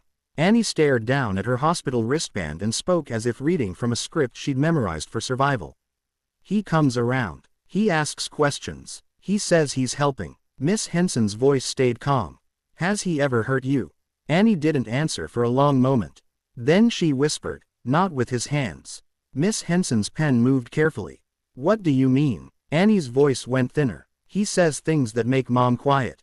He says if we make trouble, we'll lose each other." Laya's eyes filled. "He said, Mom would forget us." Miss Henson's face tightened, but her tone remained steady. "Thank you for telling me." Annie's chin wobbled. She fought it back. "He told people Mr. Whitmore was bad." Miss Henson nodded. "I heard him trying to shape a story." "Yes." Annie lifted her eyes, finally looking at Miss Henson with a kind of exhausted courage. "He's going to bring papers," she whispered. "He always brings papers." Miss Henson held Annie's gaze. "Then we will verify them." Annie's lips trembled. "Papers can say anything." Miss Henson's voice softened but didn't weaken. "Not the right papers. Not from the right judge and not when people are watching." Outside the consult room, footsteps moved down the ICU corridor, measured, Purposeful, not nurses, not family. Miss Henson's eyes flicked to the door. She stood quietly, went to the crack, and listened for a beat. Then she returned, face controlled but alert. "Stay here," she told the girl softly. "Do not open the door for anyone except me." "Okay." Annie nodded fast. Miss Henson stepped out and pulled the door mostly shut. Annie sat perfectly still, breath shallow, as if moving might invite danger. Laya whispered, "Is he coming?" Annie stared at the door and answered with a truth no child should know. "He comes when everything is quiet," she whispered. "So nobody hears you scream." Annie's hands tightened around the edge of her hospital wristband until it dug into her skin. And in the hallway outside, the quiet zone sign watched over them all. Powerless against the kind of noise that never used a siren, Miss Henson closed the consult room door until only a thin crack remained. Enough for light to leak in, not enough for the hallway to leak through. Annie sat on the couch with Laya pressed against her side, both of them wrapped in a hospital blanket that smelled like bleach and old warmth. Annie didn't move, she didn't blink much either. Her eyes stayed fixed on the door, as if she could stop it from opening by watching hard enough. In the hallway, voices stayed low, but the tone had changed, less routine, more careful. The sound of a clipboard being set down, shoes pausing, a radio crackle quickly silenced. Someone was deciding how to manage a problem without letting it become a headline.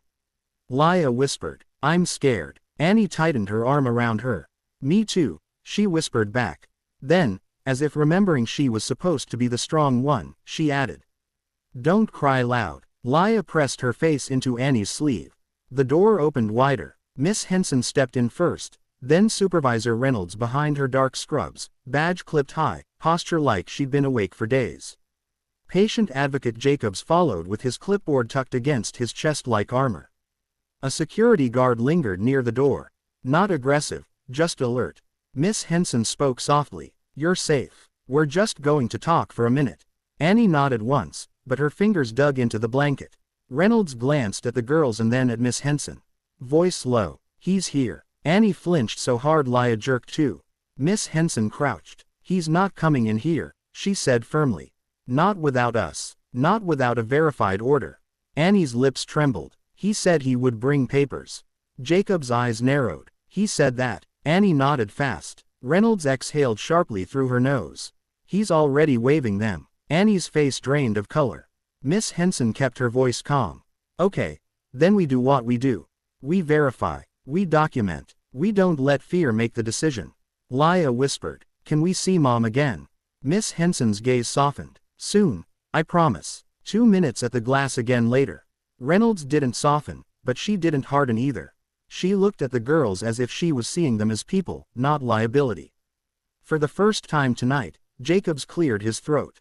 "Annie, Laya, if anyone asks you to go somewhere without Miss Henson, you say no. If they try, you yell. You understand?" Annie nodded, but her eyes flicked to the door with doubt. "Yelling doesn't help." Jacobs's mouth tightened. "It helps us document." That answer was honest in a way that hurt. Miss Henson stood and turned to Reynolds. "Where is he?" "Lobby," Reynolds replied. "And he brought a friend." Daniel heard it before he saw it, his own name murmured in the hall like a piece of the puzzle being dragged into place. He stepped into view at the consult room doorway, staying just outside, visible, but not looming. He'd been kept in public areas as instructed. He'd obeyed, but he'd also stayed close enough that the children didn't feel abandoned. Reynolds' eyes flicked to him. "Sir, you can't." Daniel raised his hand slightly. "I'm not coming in. I'm here to hear, not to interfere." Miss Henson glanced at him and nodded once, deciding quickly. "Stay there. Quiet." Daniel held his place at the threshold. Reynolds looked at Miss Henson and Jacobs. "He says he has an emergency temporary custody order." Jacobs' grip tightened on his clipboard. "From whom?" Reynolds swallowed. "He says a judge. He won't give details in the lobby. He wants privacy." Miss Henson's voice sharpened. "No, not private. If he's going to remove children, it's not private." Annie whispered, "He likes hallways." Miss Henson turned back to Annie, then looked at Reynolds. "We go as a group. We keep it in a public space. We keep the kids here." Door open. Security posted. Reynolds nodded to the guard. "Stand right here. No one enters without Miss Henson." The guard nodded once. Face serious now. Jacobs flipped a page on his clipboard. I'm documenting everything from this moment. Timestamp. Names. Words. Reynolds looked at Daniel. You stay in the public corridor. No. Approaching him. Daniel nodded. Understood. Miss Henson crouched again in front of Annie. We're going to step into the hallway. You stay with Laya. You do not open the door. If anyone other than that guard or me speaks to you, you answer one thing. I want Miss Henson. Okay. Annie nodded hard, eyes wet. Miss Henson rose. We'll be right outside. They stepped out into the ICU corridor, leaving the door cracked. Guard posted like a quiet wall. The hallway felt tighter now, as if the hospital itself sensed the approaching collision. They moved toward the lobby in measured steps.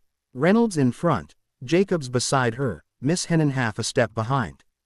Daniel followed at a respectful distance, hands visible, voice unused.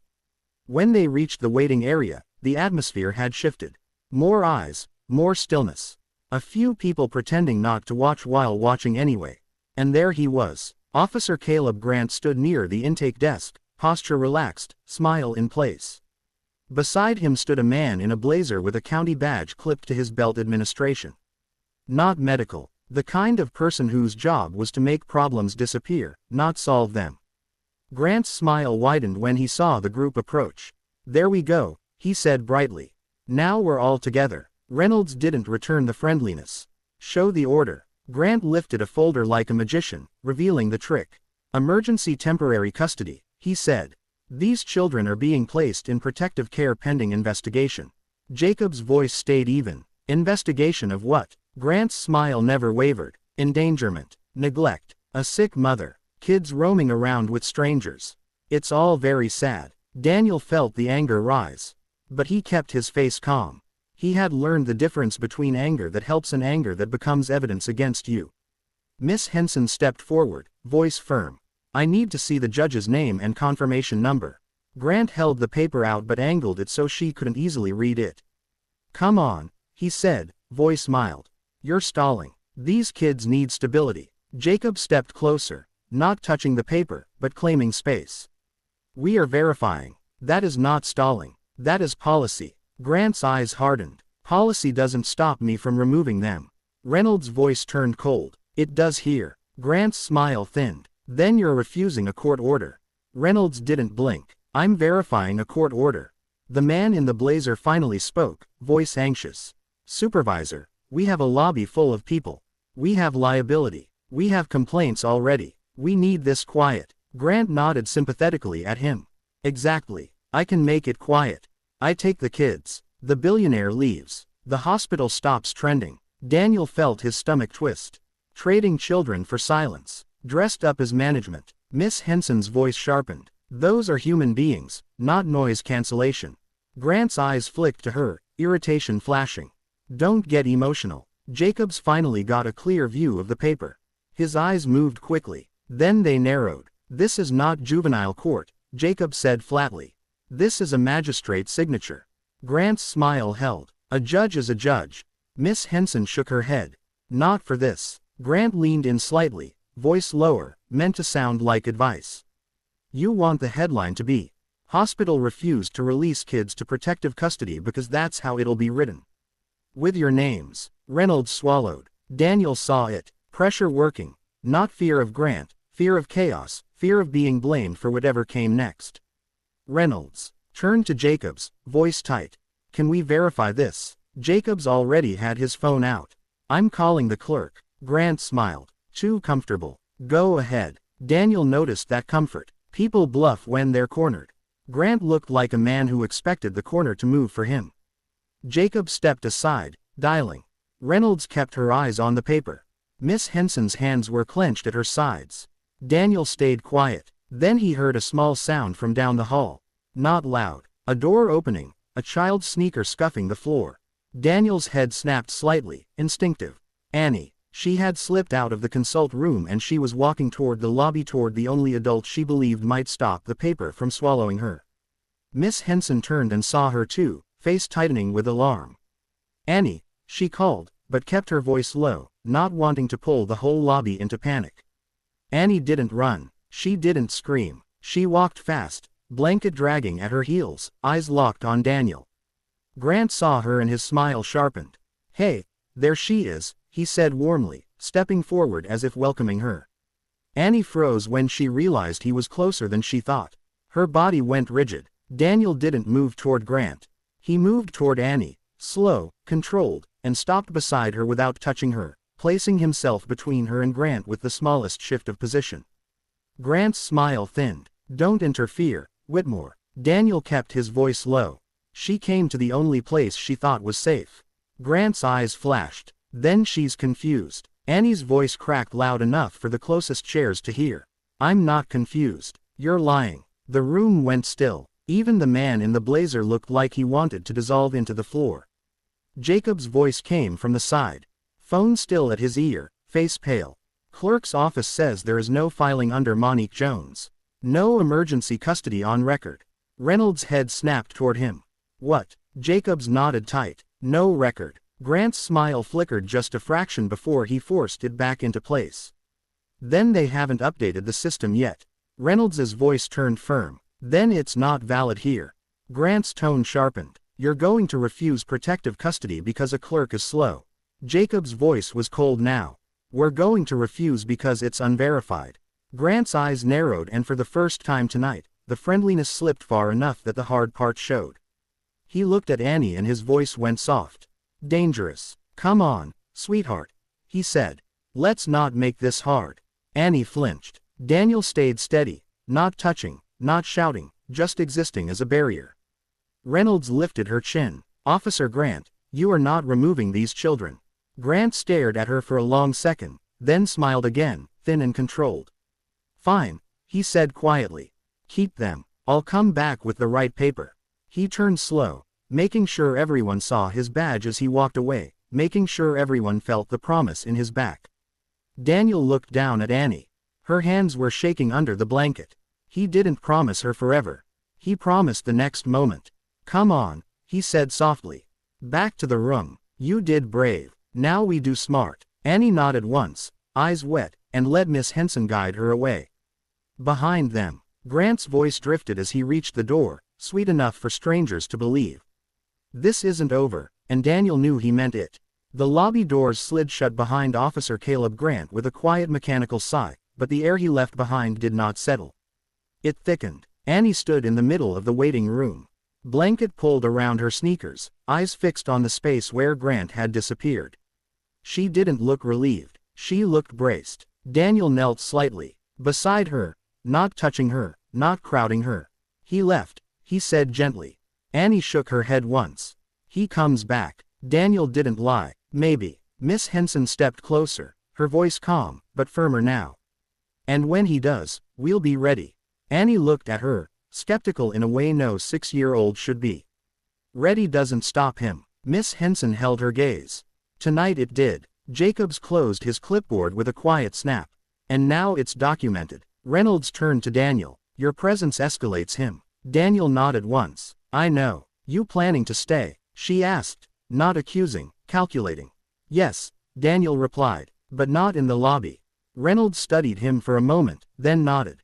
"There's a family waiting room down the hall near ICU. It's smaller, less traffic." Daniel understood the subtext. Stay visible, but don't create spectacle. He rose slowly and walked with Annie and Laya back down the corridor. The hospital lights felt harsher now, like they exposed more than they comforted. Inside the smaller waiting room, Annie sat down hard on the couch, the adrenaline finally leaking out of her limbs.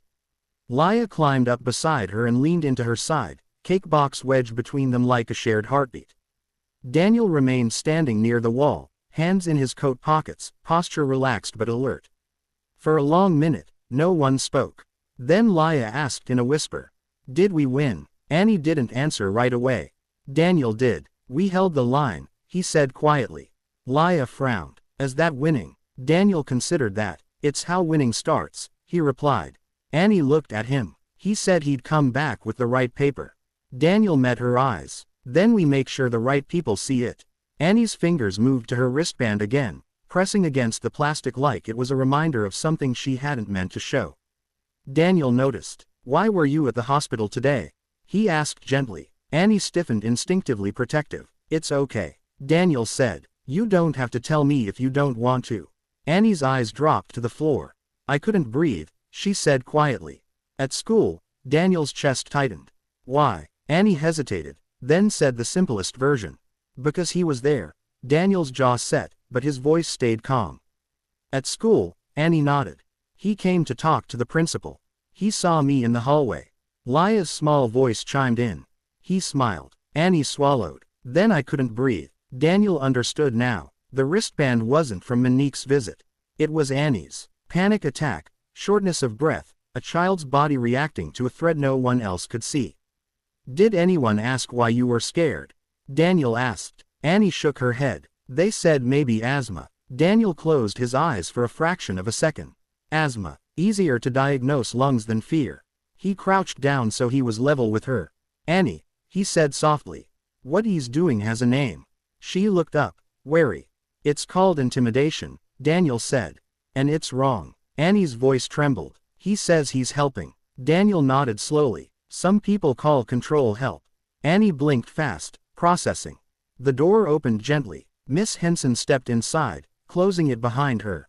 She's stable, she said quietly. On oxygen. They're starting IV antibiotics. Annie exhaled so hard it almost sounded like a sob. Can we see her again? Lia asked. Soon, Miss Henson said. But first, I need to ask something important. Annie straightened. Has Officer Grant ever come inside your home without a warrant? Miss Henson asked carefully. Annie's fingers frozen on her wristband. Yes, she whispered. Daniel's entire body went still. When? Miss Henson asked. Last month, Annie said. He said he was checking. Checking what? If we had enough food, Annie replied. If Mom was working, if I was taking care of Lia too much, Daniel's jaw tightened. Did he have papers then? Miss Henson asked. Annie shook her head. He said he didn't need them. Silence filled the room. Jacobs would want that sentence. Paper has weight, Daniel thought. But so does testimony. Miss Henson crouched. Annie, I need you to hear me very clearly. A police officer cannot just walk into your home without permission or a warrant. Unless there is immediate danger. Annie's brows knit together. He said, we were the danger. Daniel felt the words like a blow. Miss Henson's voice hardened. You are not the danger. Annie's lip trembled. Lia looked up at Daniel. Are we bad? Daniel swallowed hard and shook his head. No, he didn't raise his voice. He didn't make it dramatic. He made it certain. No, he repeated. Miss Henson stood slowly. I'm filing a report with Child Protective Services myself, she said. Not against your mother. Against the interference. Daniel looked at her. You can do that. Yes, she replied. Mandated reporter works both ways. Annie looked confused. Daniel explained gently. It means when someone sees something wrong, they have to say it.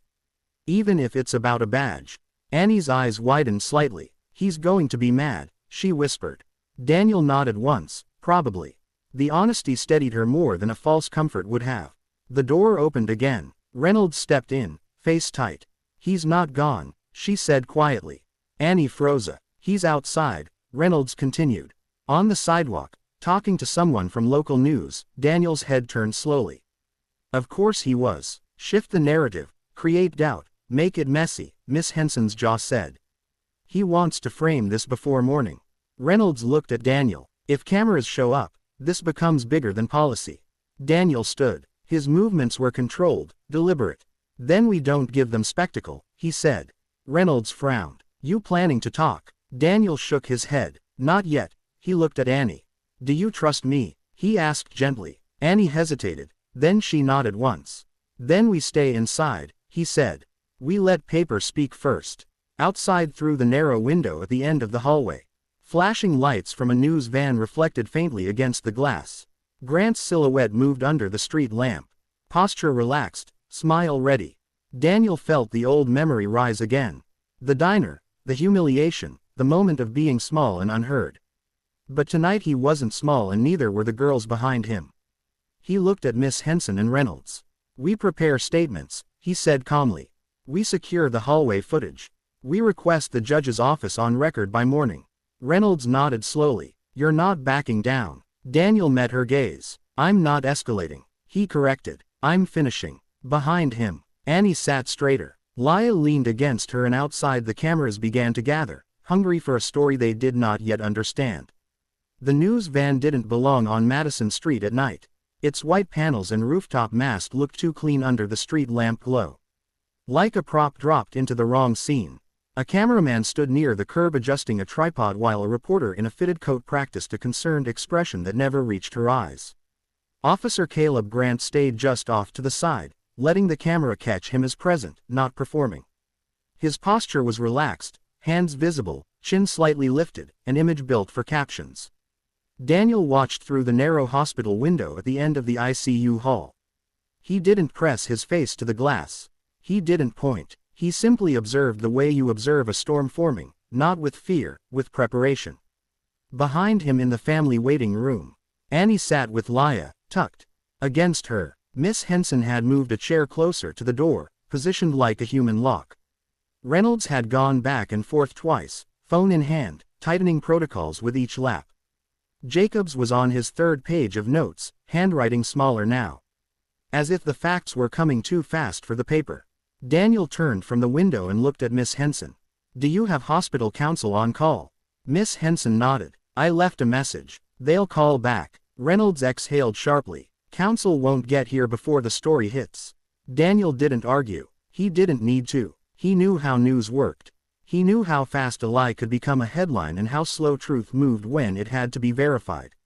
Laya whispered, "Is he telling them we're bad?" Annie didn't answer. Her eyes were fixed on Daniel's face the way they'd been fixed on bread prices and police smiles and doors that didn't always stay closed.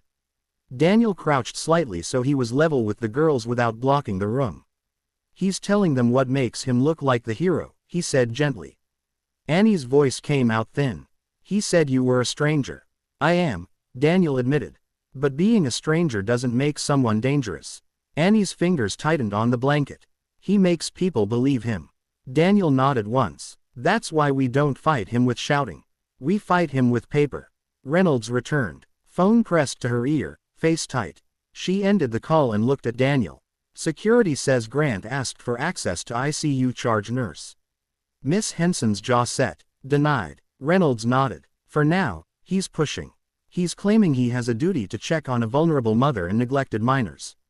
Daniel felt anger flare hot and immediate, then forced it back down until it became something usable. "He's building justification," he said. Jacobs lifted his clipboard. "I'm documenting every attempt, time, name, claim." Miss Henson reached into her pocket and pulled out a hospital phone list. "I'm calling the ICU charge nurse directly. No side conversations." She stepped into the hallway, spoke quietly, then returned with a controlled exhale. ICU was putting a restricted visitor note on Monique's chart. No law enforcement access without judicial order. Every attempt logged. Annie blinked fast. "He can still come." Miss Henson's voice softened but stayed firm. "He can try. Trying is different than succeeding." Daniel stood and checked his phone. A message from Rita flashed at the top of the screen. "I can be there in. Do not engage media. I've contacted an ombudsman and a state-level liaison." Daniel stared at the word liaison and felt a small shift like the first real lever had been found. He typed back, "He's outside with local news." He tried fake custody paperwork.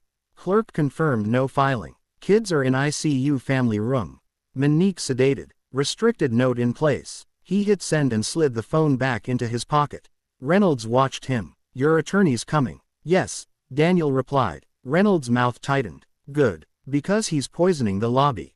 Daniel turned his head. "How?" Reynolds gestured down the corridor.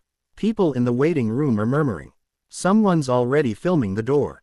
They're saying you're using money to take kids." Laya's face crumpled. "We didn't." Daniel held up one hand gently. "I know." He looked at Miss Henson. "Move them deeper," he said quietly. "Not hidden, just less visible." Miss Henson nodded. "There's a staff-adjacent family room with a glass panel. Still public hallway access, less foot traffic." Reynolds hesitated. "We can't put civilians in staff areas." Daniel's voice stayed calm. "Then we put them where policy allows and pressure can't." Reynolds stared at him for a beat, then nodded once, deciding. "I'll authorize the family room. By ICU conference wing. It's technically public, just not near the lobby." Miss Henson crouched in front of Annie and Laya again. We're going to walk somewhere quieter. You stay right with me. Okay. Annie nodded, then whispered. He's outside. We're inside, Miss Henson replied. That matters. They moved in a small group. Miss Henson leading with Annie and Lia between her and the wall. Reynolds behind them. Jacobs on the side. Daniel last. No rushing. No running. Running made you look guilty. As they passed a nurse station, a man sitting with a baseball cap low lifted his phone slightly, angling it like he wasn't. His eyes followed Annie. Daniel stepped subtly so his body blocked the lens without making contact. He didn't glare. He didn't speak. He simply existed as an obstacle. The man lowered the phone with a muttered curse and looked away. They reached the conference wing family room. It was small with 2 chairs, a couch, and a window that looked into the hallway rather than out. The door had no lock, but the hallway outside was quieter, less trafficked. Reynolds spoke to a security guard posted at the corner, and the guard nodded once, taking position without drama. When the girls were seated, Miss Henson exhaled softly. Okay, she murmured. Better. Annie's shoulders dropped a fraction. Lia hugged the cake box, eyes heavy now, exhaustion pulling at her like gravity. Daniel stood near the doorframe, keeping himself visible, but not central. From the hallway window, he could still see faint reflections of the news van lights bouncing off the hospital glass. Grant was out there shaping the world's first impression. Reynolds leaned toward Daniel, voice low. He's going to accuse the hospital of obstruction. Daniel nodded. Let him. He can accuse all he wants. The question is whether he can prove. Jacob's pen scratched. He'll try to manufacture proof. Daniel looked at him. Then we make a stronger record. Mess. Henson's phone buzzed. She glanced down, then looked up with a quiet tension in her eyes. He's filed something online. Reynolds' face tightened. What? Miss Henson turned the screen slightly so Daniel could see. A social post from a precinct-affiliated page, wording polished, vague, dangerous. It didn't name Daniel. It didn't name Monique. It didn't mention the children's ages. It just suggested a wealthy outsider had interfered with protective services for vulnerable minors. Annie didn't need to read it to feel it. She watched the adults' faces and whispered. He's making us into a story. Daniel swallowed hard, then nodded slowly. Yes, he said, and now we stop being characters in his story. He looked at Reynolds. Request surveillance preservation in writing, he said. Lobby, ICU hall, every corridor we walked, every door. Reynolds nodded, already moving. Done. He looked at Miss Henson. Document Annie's statements, he added. Exactly as she said them. No cleanup. Miss Henson nodded. I will. He looked at Jacobs. Get the clerk's denial in writing if possible, he said. Or at least document the name of the clerk in time. Jacob's eyes narrowed already on it. Then Daniel turned to Annie.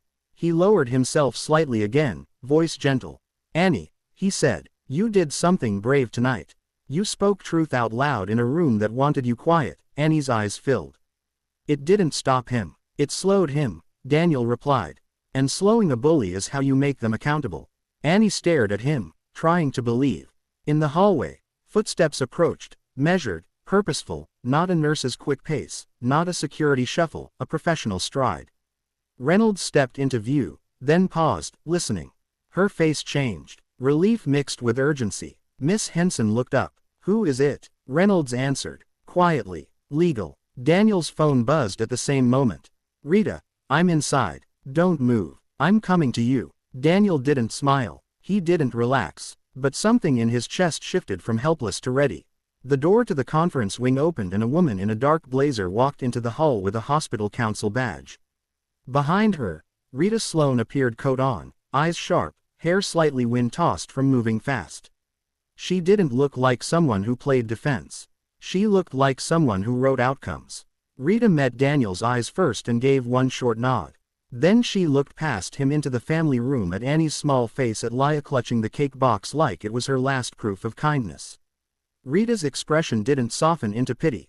It hardened into purpose. All right, she said quietly. Now we do this the right way, and we do it fast. Rita didn't waste time on greetings.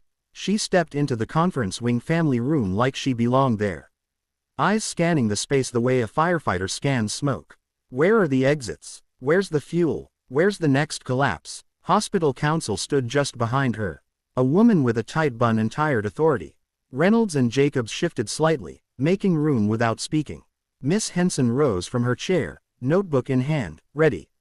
Annie sat frozen on the couch, blanket bunched at her chin. Leah leaned into her side, arms wrapped around the cake box like it was her last safe object in the world. Rita crouched, not too close, not smiling too big, just enough to be human at their height. "Hi, Annie," she said softly. "Hi, Leah, I'm Rita, I'm Daniel's lawyer." Leah stared at her and whispered, "Lawyer-like court." Rita nodded once. "Yes, lawyer-like paper that makes people stop lying."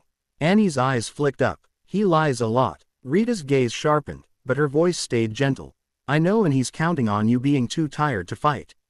Annie swallowed. "We are tired." Rita didn't argue. "Then I'll carry the heavy part." She stood and turned to hospital counsel. "I need immediate preservation of all video footage," she said, crisp and clear. "Lobby, intake desk, ICU corridor, conference wing, hallway, all access points, and any badge swipe logs related to Monique Jones and her minor children. In writing. Tonight." Hospital counsel nodded. "We're initiating a legal hold now." Rita turned to Jacobs. "I want names. Every staff member who handled Grant's paperwork. Every person he spoke to. Timestamps." Jacobs lifted his clipboard. "I've got them." Rita looked at Reynolds. "And I want a restricted visitor note that specifically includes Officer Caleb Grant by name. No law enforcement access without judicial order." Reynolds' mouth tightened. "I see you already flagged it." Rita didn't relax. "Flagged is not the same as locked.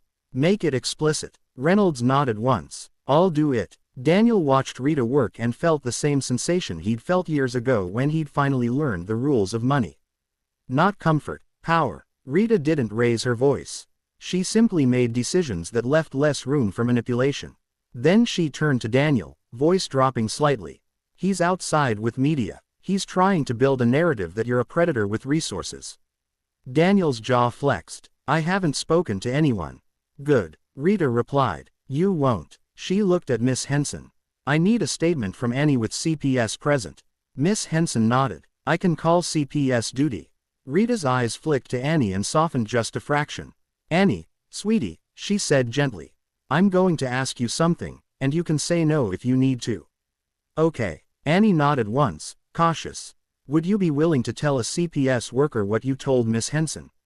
Rita asked. "About how he comes when your mom can't talk. About the things he's said." Annie's eyes went wide. Fear rose fast. "He'll be mad," she whispered. Rita nodded slowly. "Yes, but listen, when he's mad, he gets sloppy. And when people like him get sloppy, the truth has room to breathe." Annie's lips trembled. "He said, papers can take us." Rita's voice stayed steady. "Fake papers can scare people. Real papers stop them." Leah whispered. "Will Mom wake up?" Reynolds answered softly, surprisingly human. "Not tonight, sweetheart. But she's stable. The doctors are doing their job." Leah looked down at the cake box. "I wanted her to eat." Rita's face tightened. "I know." Then she looked at Daniel. "That's your why. You don't let them turn it into anything else." A quiet knock sounded at the door frame. A security guard leaned in, face cautious. "Ma'am, Officer Grant is in the lobby asking for you. He says he wants to clear up misunderstandings with counsel present." Rita's expression didn't change. "Of course he does." She turned to hospital counsel. "He does not get a private meeting." She said if he wants to speak, he does it on record with hospital counsel, a supervisor, and preferably a state oversight contact. Hospital counsel nodded. "Agreed." Rita looked at Daniel. "You stay here." Daniel's jaw tightened. "If he..." Rita cut him off with a look sharp enough to stop instinct. "If you go out there, you give him his clip. You stay. Let me be the bad guy." Daniel forced his hands to unclench. "Okay." Rita stepped into the hallway with hospital counsel, Reynolds and Jacobs. Miss Henson remained inside with the girls.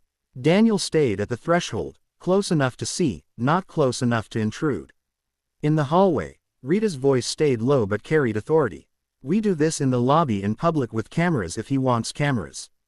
No side rooms." They moved. As they walked down the corridor, Daniel heard voices swelling from the waiting room. The restless hum of people who sensed conflict like animals sense thunder. When they reached the lobby, the scene looked staged. A small local reporter stood by the entrance, microphone ready.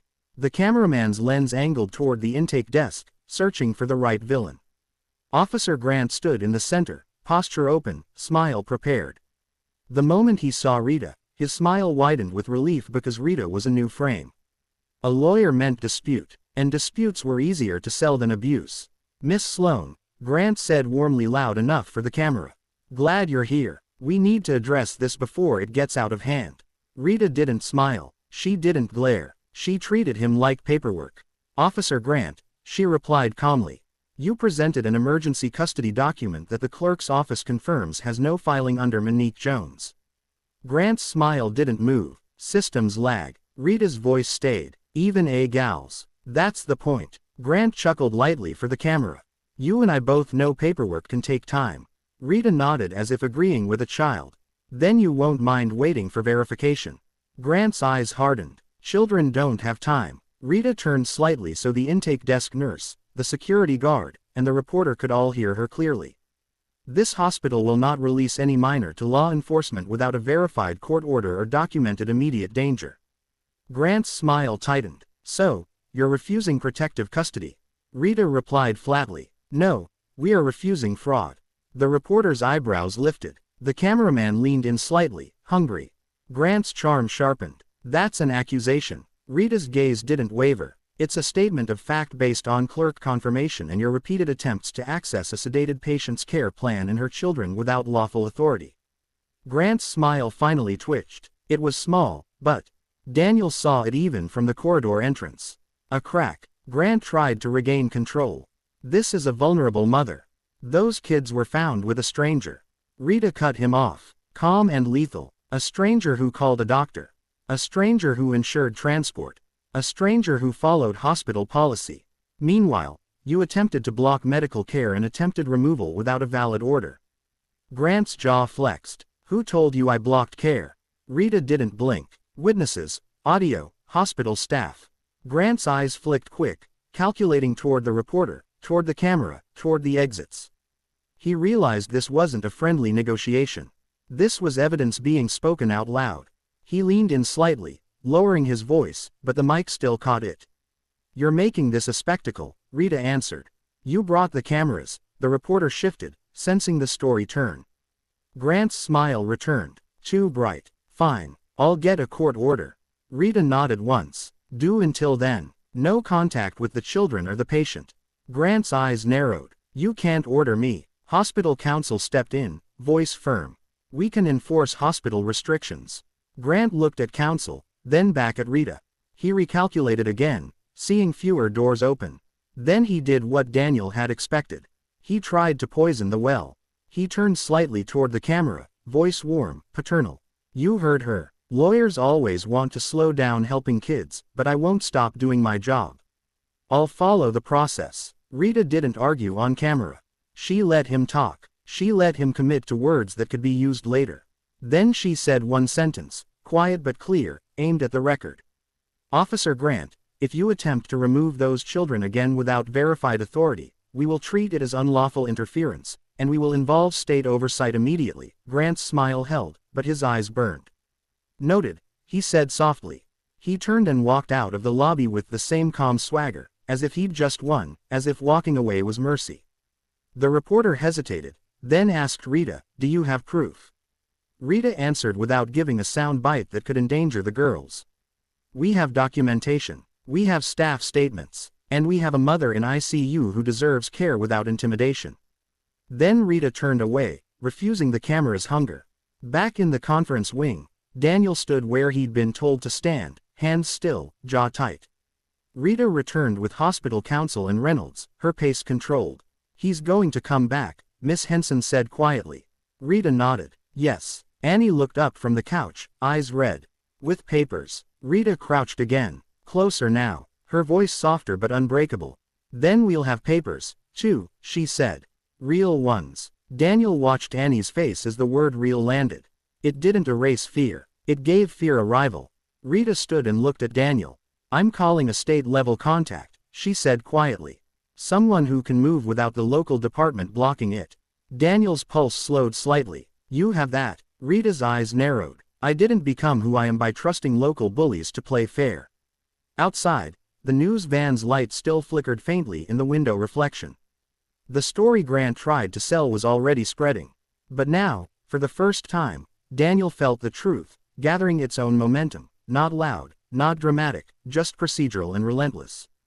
Because in America, for people like Grant, the only thing scarier than a shout was a signature that held.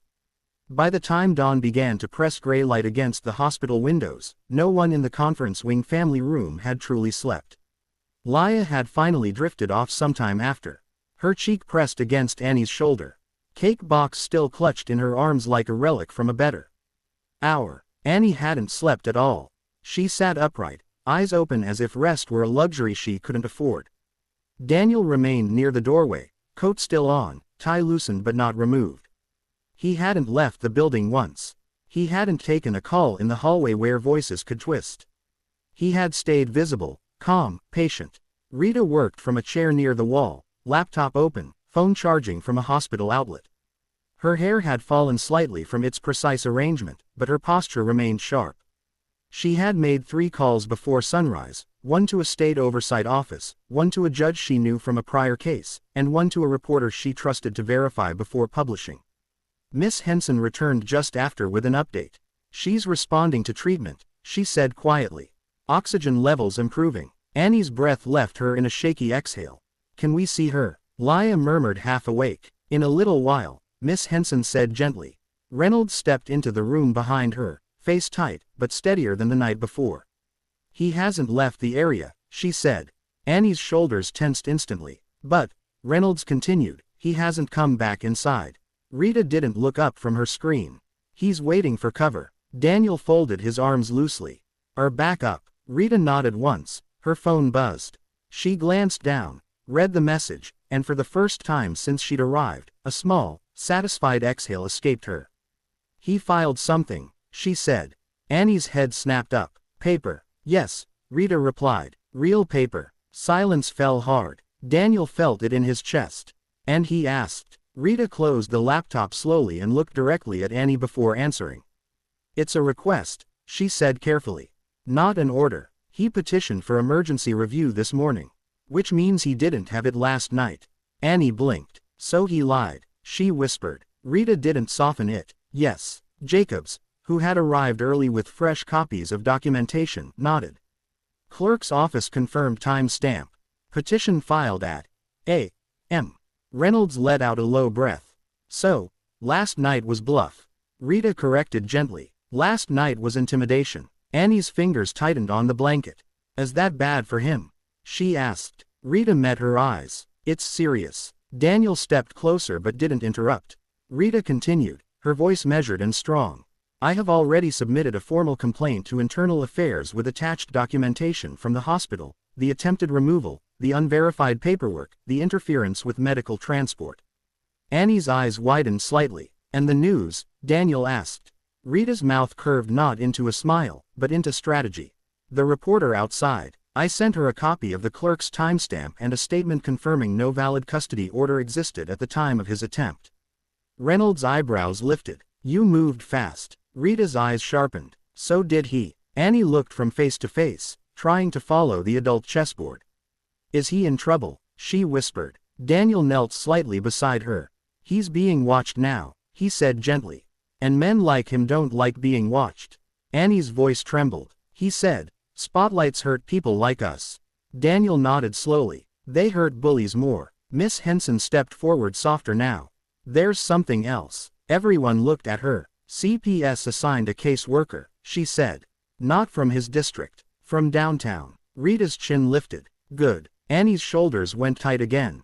"They're taking us." Miss Henson knelt in front of her, steady and direct. "No, they're evaluating safety."